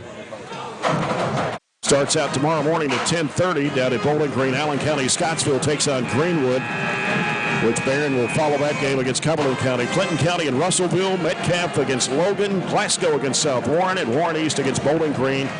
12 of the 16 teams in the 4th region, all in one setting tomorrow at Bowling Green High School. Then over at Barren County at 12 noon, Greenwood takes on North Hardin. Warren East will play Shelbyville, Tennessee. Glasgow and Clinton County at 3. Then we'll have against LaRue County at 5. Final game is Bowling Green against Adair County. 12-point lead for Warren East. Prince pushed it into the lane. He'll kick it back out for a 3-point attempt that's no good. Bewley with a rebound. Bewley into the front court. Trojans need some buckets here with 7:20 to play, down 12, 46-34. Here's Spillman posted up against Prince. Turns, goes to the basket, puts it up. He missed it. Crashing the board, goes out of bounds, and St. Decker touched it. We're just not having a whole lot of luck. We've only got one field goal in essentially the last 6.5 minutes. Returning for Warren East, number 11, Jordan Hogue. And Blackburn will come back into the Trojan lineup for Tate Spillman. Dane Parsley going out for Warren East. I don't know if he got poked in the eye or what. But anyway, it's Warren East basketball, 7:12 to go. Leading 46-34. Comes into Prince. 14-3 run is what I've got them on since about the 4.5 minute mark in the third period. And there's Prince driving to the bucket, puts it up and in, and draws a foul. An athletic move to the bucket, and The foul will be on Waylon Clemens, his second. Team's first in the fourth quarter. Prince has kind of taken over this game here in the second half. He has scored 11 of his 19. They're putting us on too many islands where there's not any help, and they're just beating us in a one-on-one situation. There was a clear out there by Bratcher on the bottom side, and they just completely overloaded the right, emptied the left. 49-34 Warren East. They stretch it out to 15. 6:52 to play. Bewley with the basketball, picks up his dribble, goes to Clemens to the right side. Clemens brings it back out, still on the dribble. Bounces it down low to Decker. Decker trying to get around his defender. He gets triple teamed down low. Ball gets deflected. It'll come back to the backcourt. Hardy will chase it down. Goes to Bewley on the left wing. Bewley wants to drive into the lane. Pump fake up and under move. Puts it up and missed it. It's trying to dump it off. It's picked off by Blackburn. Have to get some points in a hurry. Down 15, 6:20 to go. Over it goes to Hardy. Decker comes to set a screen, but nothing happens there. And a shot from 17 feet, good on the left side for Hardy. That's his first 2 points. Only the fifth field goal the entire second half for Barren County. Now you got to get stops. You're down 13. 6 minutes to go. You got to make them have short possessions, either turn it over or miss some shots. Bratcher with it on the left side. They go in the corner there to Miller. Back out to Prince, top of the key, works it inside. Fall away one-hand shot, good. He's just unstoppable right now. Making everything kind of like the Caverna game the other night. Yep. Jalen Crane for Caverna took over that game. And now Prince with 22 points for Warren East. And it's 51-36 Raiders. Hardy straight away, high arching three, pops out. Blackburn the rebound, he'll put it back in. Ben just went right over Jacob Miller there to get that miss off the long kicker. 51-38. 5:06 to play in the basketball game. Prince has it out front against Waylon Clemens. Bounces off the right side as he works against Bewley. Forces up the shot, misses everything. And here comes Clemens with it. Off to Hardy. Hardy. Bounce pass off to Decker. Had it smacked into his hands. Retrieved it. Gives it back to Bewley. Bewley working. Back to the left side. Clemens out to Hardy with a three-point attempt that's short. And the rebound comes off to Sloan. Here comes Prince. Prince. Oh, he walked with it, but no call. It comes out to Bratcher with 4.5 minutes to play. Bratcher wants to drive with it. Goes to bucket and dunks it.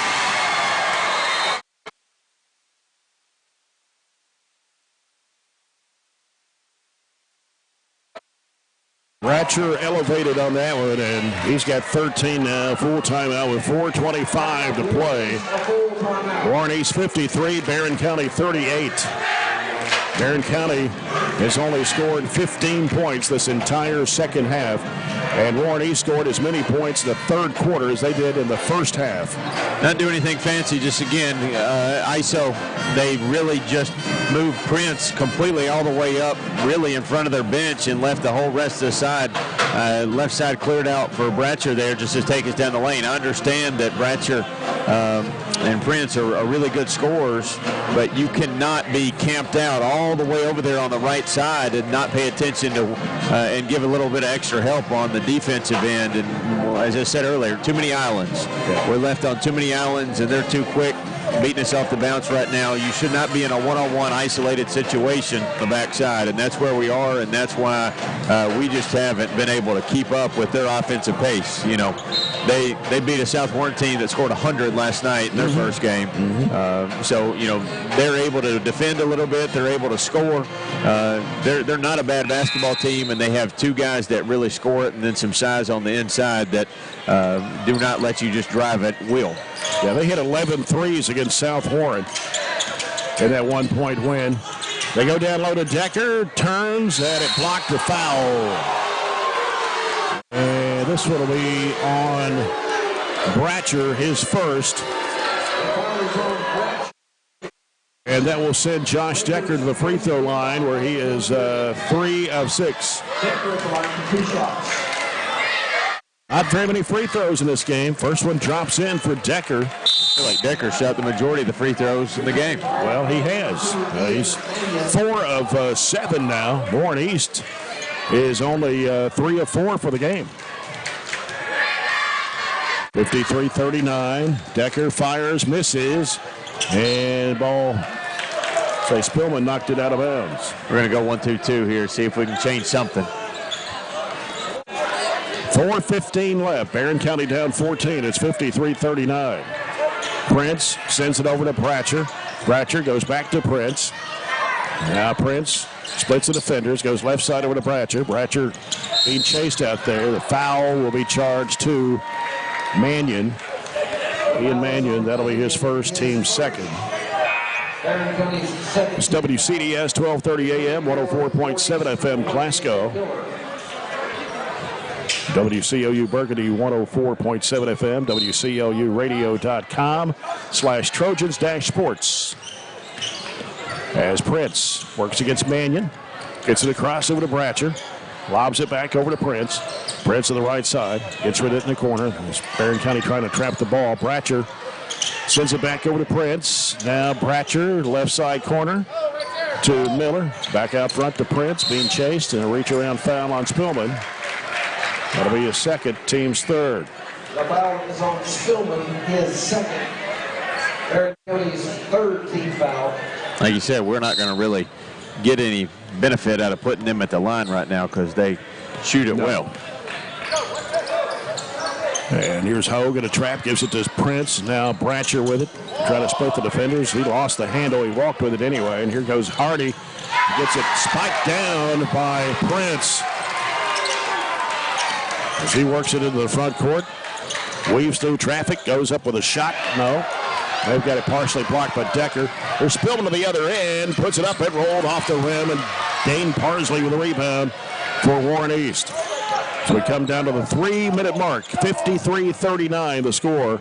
Warren East in command. Prince in the corner, threw it off the leg of Hardy and out of bounds. So try to bounce it back off. Clinton County beats Metcalfe County tonight, 61-48 in a boys 16th district matchup. Waylon Clemens comes in for Josh Decker for Barren. That's over and back right there, but they didn't look at it. He wasn't even looking at it. Wasn't even looking, no. And he throws a bad pass. Bewley's got it. Bewley. He'll get it out to Hardy. Left side, he goes to Spillman. Spillman trying to work it. He goes inside, puts it up and in. Just took it to the paint and put it up and in for his 15th point of the game. It's 53-41. Timeout by Barren. Timeout, Barren County, a 30-second time. That's what we'll get. And they've got one left. 1:37 is all that's left. Warren East 55, Barren County 44.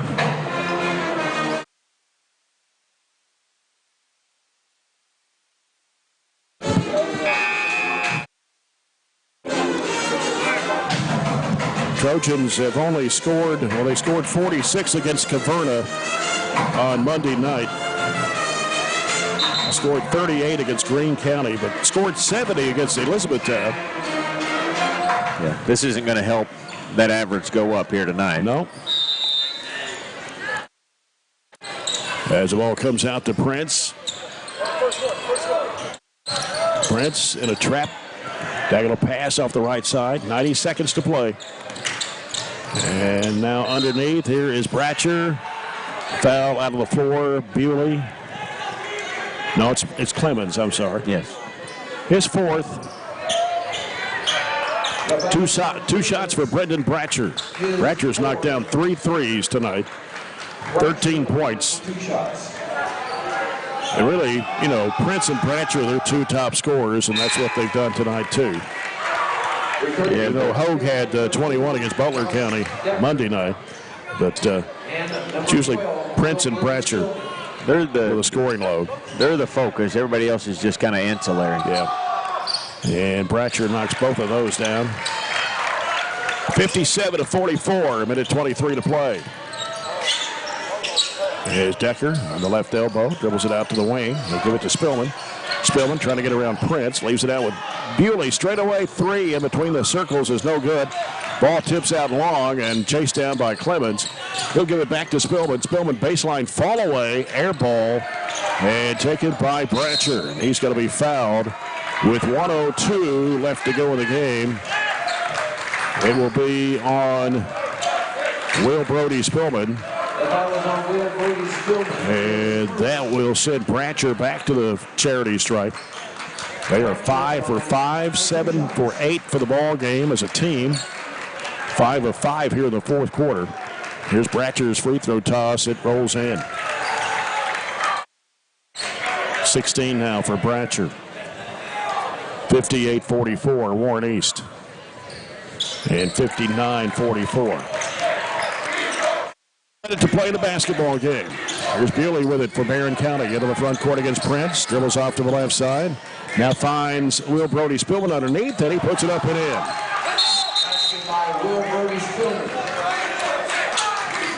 Makes it 59-46, and a timeout here with 53.8 seconds left. Barren County, a full timeout. Stay tuned. Our postgame report will be coming up, brought to you by SCRTC. We'll take a look at the postgame stats. Brought to you by Southern States in their new location on Cross Street.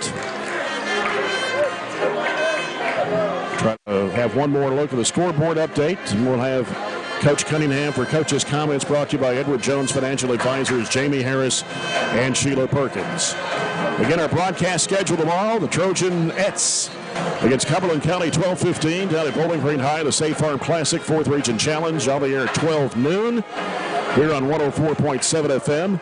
Chase Landry will have Glasgow and Clinton County tomorrow afternoon at 3 over the Don Franklin Barren Hoops Classic. And we'll follow that game on 104.7 FM with the Trojans against LaRue County right after the Glasgow Clinton County game. But the final, pretty much. Yep. Barren led at the end of the first quarter, 14-11, and got outscored 12-9 in the second quarter to tie the game at 23. But the third quarter was what did the Trojans in. Warren East outscored Barren 23-12 in the third period. Parsley running the baseline, gets it out to Prince. 50 seconds to play. He looked like he double dribbled. Now they're going to have a reach foul here. Is it on Clemens? Will Brody, maybe, I don't know. He'll put it on Clemens. And I think that's 5 for Waylon Clemens. So he'll foul out with 8 points. 48.9 to play. Caleb Prince at the line. Perfect tonight from the charity stripe. 5 out of 5. And Keaton Haynes, 5'11" sophomore, checks into the Trojan lineup.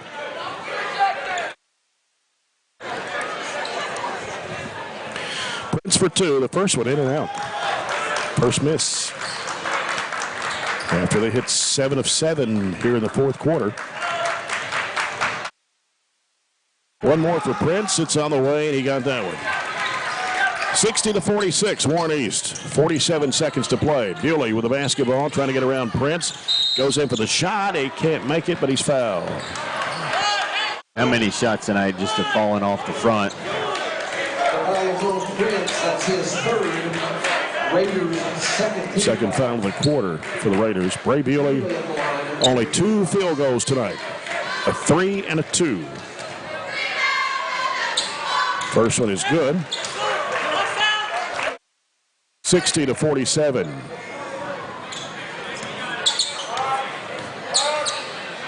Bewley with a second throw. It's on the way, and he got it. 60-48. Parsley gets the ball in play to Prince. Prince in the backcourt works against Spillman. Now Prince pushes it into the front court. Long bounce pass. And Hogue lost the handle. We got it back, though. He would have had an easy 2. And now we get a foul here as foul is on Bewley. His second. Number 2. That's going to put Bratcher at the line.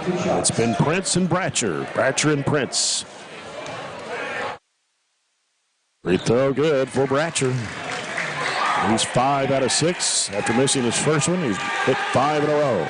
Nobody else has scored this quarter, have they? Second one hangs and comes off. Nope.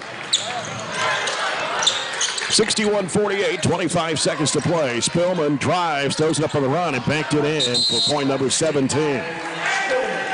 And Warren East takes a timeout to get some new players in the game with 21.5 seconds to play. They lead 61-50 as they bring in Cooper Doyle, Braden Lightfoot, Keaton Deal, and let's see who else came in. Number 20, Chase Compton, and let's see, I think 32 is Jermaine Overton. Barren County has brought in some new players as well, and we bring in Carson Browning. Also in the ball game is Briggs Harris. Is that the only two that haven't played? Okay. 10 seconds to play. 61-50. Compton with the basketball. Down to 5 seconds. Compton taking it to the right side. Leaves it in the corner. Time will run out. They fire a three at the horn, and they're going to count it. Lightfoot, it looked like it hung up there forever as the time ran down, and Lightfoot puts the exclamation point on it to make it 64-50 for your final tonight. Warren East over Barren County. Warren East starts the district season at 1-0. Barren County at 0-1. Trojans drop to 1-3 overall, and Warren East improves to 4-1 on the season.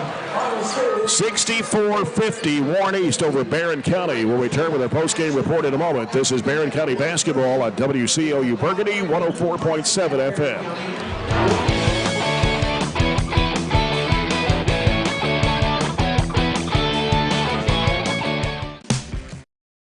We've got you. It's a pledge to make sure you're always taken care of. A pledge that your Touchstone Energy Cooperative honors each and every day. When it comes to keeping things running smoothly or getting them back on track when they're not, we've got you. Always.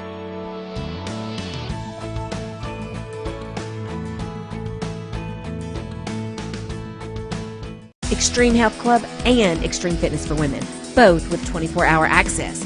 And Extreme Blend Smoothie Bar to help you refuel and recover. Over 8,000 square feet of weights in Extreme Health Club and ladies only at Extreme Fitness for Women, including tanning beds, both with access to saunas, infrared saunas, and the 90-degree saline therapy pool. You'll love the wide variety of classes with experienced instructors. Personal training is available and with the best in the business. Call or stop by today and see what everybody's talking about. If you're ready for all Christmas all the time, tune to Santa 102.3. Rocking around the Christmas tree. Santa 102.3. Take a trip down Candy Cane Lane with me. Run, run, Rudolph, red up in the frog. The Christmas station. Santa 102.3.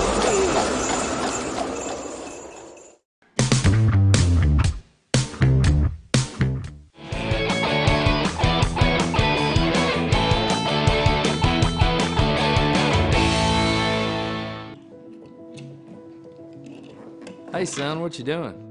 Daddy, I'm gonna own a dealership one day. All right, I'll dream with you. From one small dream to over 25 dealerships in the state of Kentucky, we have set out to provide Kentuckians with reliable vehicles and the best customer service for over 50 years. This may have started with a simple dream, but our dedication to our customers will go on for generations.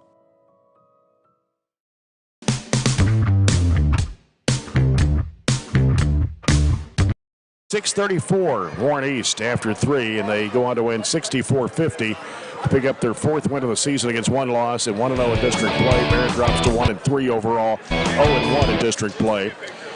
Warren East had 23 field goals, 7 of those were three-point shots, and that's what they average per ball game. 11 of 14 for the foul line. Caleb Prince finishes with 25 tonight for the Raiders. He had 17 of those in the second half. Brendan Bratcher was 17. And he had actually had 18. I missed one somewhere on a free throw. He had 18. 3 points for Jacob Miller, 6 for Wyatt Gravel. Ethan Sloan scored 4, 5 for Jordan Hogue, and a three-pointer at the buzzer for Braden Lightfoot. Barren County had 20 field goals, 2 3-pointers. They were 8 of 12 from the foul line. And 2 players in double figures. Tate Spillman finishes with 17. He had 11 of those in the first half. Josh Decker scores 10. He had 8 of those 10 in the second half. 8 points for Waylon Clemens, 7 for Bray Bewley. 2 points each for Gavin Nunn, Cade Hardy, Will Brody Spillman, and Ben Blackburn. Looking at Josh Deckard, he had, 4 out of 8 free throws, 3 baskets. Bewley had a 3-pointer in the fourth quarter, 2 free throws, and that was it. I mean, other than Spillman's 2 free throws in the first quarter, Bewley scored a couple there in the fourth, and Decker was the only other Trojan that got on the foul line.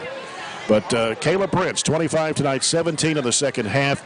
He had 6 baskets in the second half, one of those a 3-pointer, and he was 6 of 7 from the free throw line tonight. So Barren County shooting woes return again tonight against Warren East team, who now leads the district at 1-0. And what have you got there, Robert? We were down 1, 31-32. That was about 4.5 minutes to go in the third. You said it was tied at halftime, so with 4.5 minutes to go in the third, we just went on a huge little slump there. They ended up outscoring us 32-18 the rest of the way, and it was just not a game, mainly because they shot 72% in the second half, 80% from 3. That's going to get it done a lot, and I may have missed 1 or 2 to inflate that a little bit, but overall they just shot the ball wonderfully there in the second half. Got a lot of good looks, driving kicks, just drives that were really uncontested.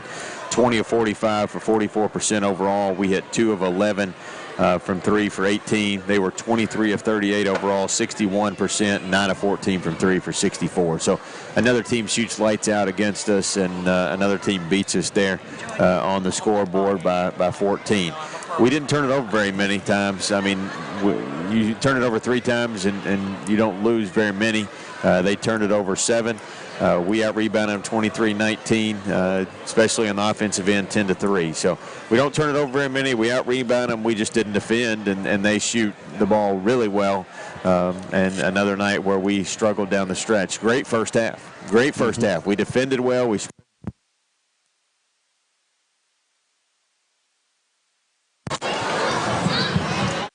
Okay, I think we're all right now. All right. Yeah, we just got our plug pulled there. All right, finish what you were saying. We defended well. We spread it out. We got to the rim. We kept them from shooting threes and really getting off. They did hit 3 threes, but really I thought we contained everybody. Bratcher and Prince just had 8 apiece at the half.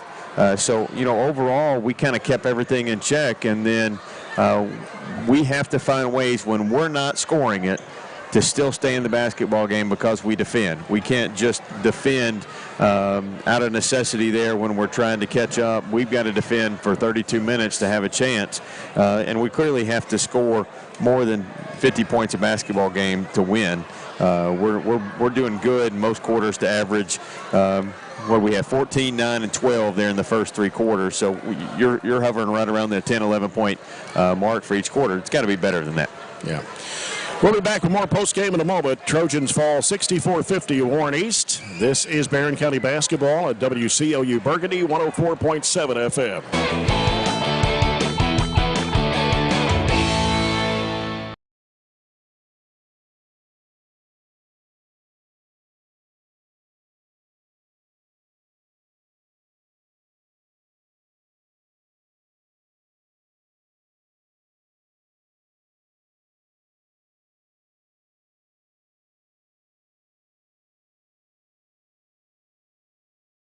This December, the Glasgow EPB and American Cable, your local authorized Dish Network retailer, are teaming up to bring you big savings. With American Cable and Glasgow EPB Internet, TV packages start at only $91.99 a month with a 2-year price guarantee, and you will also receive 2 years of Netflix absolutely free, while also being entered for a chance to win a 65-inch 4K LG Smart TV. Call 270-651-8341 or 270-847-4542 today. So Aero Safety is an international safety consulting company based right here in Glasgow, Kentucky. We offer a wide variety of services, ranging anything from safety training to administrative services like policy procedures. It's any manufacturing, any industry around our area, we can apply that. And we can also make everything site-specific to the customer. So we make sure we're incorporating the company's policies, procedures, applicable hazards, equipment, things like that, that it's making it more relevant and engaging for the customer. Aero Safety is here to keep your employees safe and keep your business headed in the right direction. Growing up is realizing that everyone who told you to eat your breakfast when you were little was actually eating this for breakfast. It's your turn to take your place at the breakfast table and savor the taste of culinary independence with freshly toasted bagels at McDonald's. Indulge in the breakfast you've always wanted and start the day off the right way, your way. Ba-da-ba-ba-ba.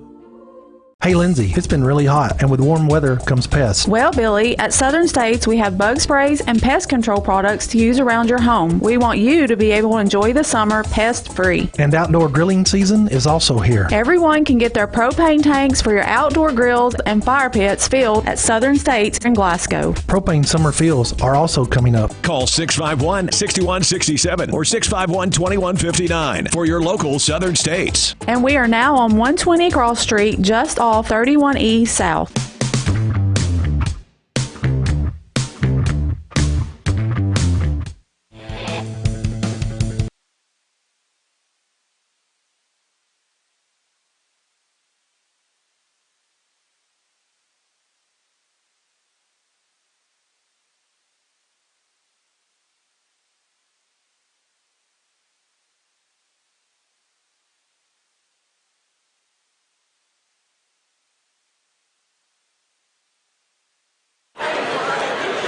Back here with Coach Warren Cunningham. Coach, we had a good first half. We hang in there, tied game. It was that third quarter that we kind of went into a scoring drought, and we never could really get anything going after that. Yeah, I thought, I was encouraged with the way that we played, some things that we did that were better tonight than we have been. And so I just told the guys I was encouraged. It got away from us a little bit there in the third, kind of a combination of things that we had some opportunities to score that we didn't take advantage of, and then they did. And they made some plays there, made some shots. They went down, I think we went down maybe 6, and we tried the zone, and they made back-to-back threes off of it. And the first one, the guy just got loose. Second one, the guy just made a good shot. But, we had to do a little bit of that. We had some, like I said, had some opportunities, whether it was at the three-point line, at the free throw line, around the basket. I mean, we missed a lot of and they weren't easy shots around the basket. I know that, but contested plays around the basket that you got to make. You got to make more of them than we did. But those are some things that we can clean up. I thought we competed. I thought we played hard. I thought we played like it was a district game, and because these games are more intense and a little bit more on the line. But I was proud of the way we played. We saw some things out of some guys that we needed to, and that was good. Because Warren East averages 7-8 threes a game, and they beat a good Butler County team Monday night. Prince and Bratcher seems to be their 1-2 guys. Yeah, they really are. And Prince he's a load. He has been for a while, and he's hard to keep in front. And at times I thought we did a pretty good job on him. We got to have some other guys. One guy it's probably a little bit too much to ask Tate to do that and to help carry the load offensively. So we got to have some other guys that can maybe help do that a little bit, because he's a handful. I mean, you got to keep him in front. And then he made a couple of perimeter shots as well. But he got loose. Bratcher can shoot it so well, and then he rebounds. Mm-hmm. He's our leading rebounder. He's long and active and does a lot of good things, and he occupies a lot of your attention defensively, because you have to stay locked in with him and know where he's at. But those two guys scored, made some plays and made some shots. They're good players, and we got to have a few more guys to do that as well. Yeah, they combined for 43 of their 64. I think Prince had 25. So a good player. Caleb Prince is a good player. They really are, and they complement each other. And like I said, I told our guys, on the scout, that I thought they have good balance. They had two guys averaging 17, had other guys in that 9, 8, 7, and that's where, we got to get to that. We probably won't have that same kind of balance, but we've got to have better balance in our scoring, and we got to have more guys contributing a little bit. I thought Tate was going there early, and they're going to take some things away as well. And I thought Waylon was much better tonight. I thought he was, he's got to be a factor on both ends for us. And Joshua, had some opportunities. Finished a few of them. We got to get him to finish a few more. We got to get Gavin Nunn going. He can help us, and he's got to play a little bit more consistently in order to play some more minutes. And he's very capable of doing that, but he's got to do that when he gets in there. Well, you got a tough team to go up against tomorrow at Don Franklin Barren Hoops Classic. LaRue County, they beat Hart County tonight 79-38, and LaRue County always has a good ball club with Paul Childress.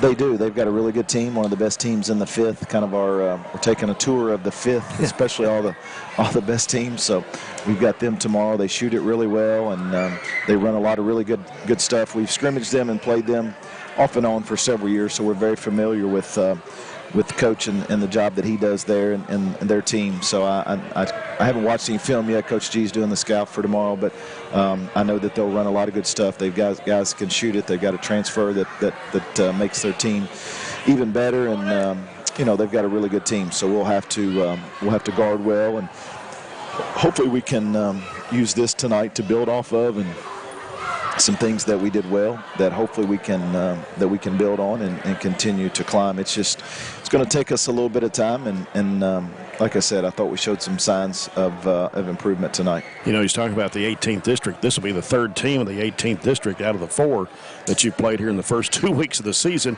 And looking at LaRue, I think it's been 10 years since we played each other in a regular season game, something like that. But they've got 3 guys. They got 2 guys average 22 points a game. Martis and Blakey. Yeah, it's a whole lot of points. Yeah. So, but yeah, I mean those 3 teams are all really good in that district, and all 3 of them are preseason. I think top 5 in that region. So, it's a little bit of a problem right now, but I think it'll pay off for us, and we're finding out a lot of things about our team, things that we've got to work on and get better at, and we want to be in the mix when February comes around, and I really believe we have the team and the guys that can do that. It's just going to take us a little bit of time to get settled in and to understand roles and what everybody's got to do, and some things that we need to do differently. I know next week you've got Allen County Scottsville down there, and so this is 2 district games within a week. So yeah, it is, and we got South Warren on Tuesday, and so we've got Ohio County next Saturday. Really a busy stretch, but that's the way this thing goes, and so we're just take it day at a time, and let's get better each day. Well, Coach, we invite everybody out tomorrow to the high school for 5 games: Greenwood, North Hardin, and Warren East, Shelbyville, Tennessee, Glasgow, Clinton, then us in LaRue, and then Bowling Green and Adair. Lots of it's basketball. a great day of basketball. It's $10 cash at the door. I mean, you get to see 5 games, come out and spend the day with us, and watch some really good high school basketball. And so I appreciate Don Franklin and the sponsorship that the way that all the things that they do to help our school and our athletic program, both with the basketball classic and the football bowl game. So really appreciate Chris Franklin and those guys, and all the things that they do to help us. So again, I hope everybody can come out. It helps having Glasgow there. That's a home game just across town for them. So Warren East close by. So Greenwood.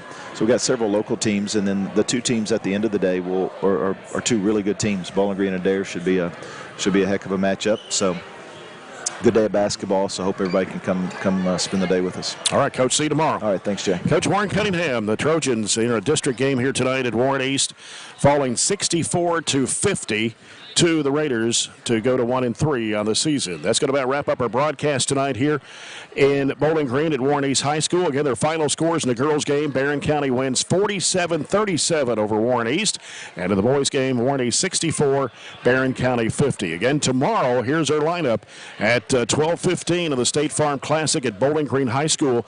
Barren County Trojanettes will take on Cumberland County at 12:15. We'll be on the air at 12 noon for the broadcast of that here on 104.7 FM. And then tomorrow night at 5 o'clock, the Trojans take on LaRue County. We'll have the broadcast of that game at 4:45 here on 104.7 FM. Chase Landrum will have Glasgow Clinton County at 3 over on 103.1 FM. So lots of basketball tomorrow. And until 12 noon tomorrow, for Robert Bauer, our studio producer Jake Norris, Aaron Russell on the live stream, this is Jay Turner until 12 noon tomorrow. Thanks for being with us, and good night from Warren East High School in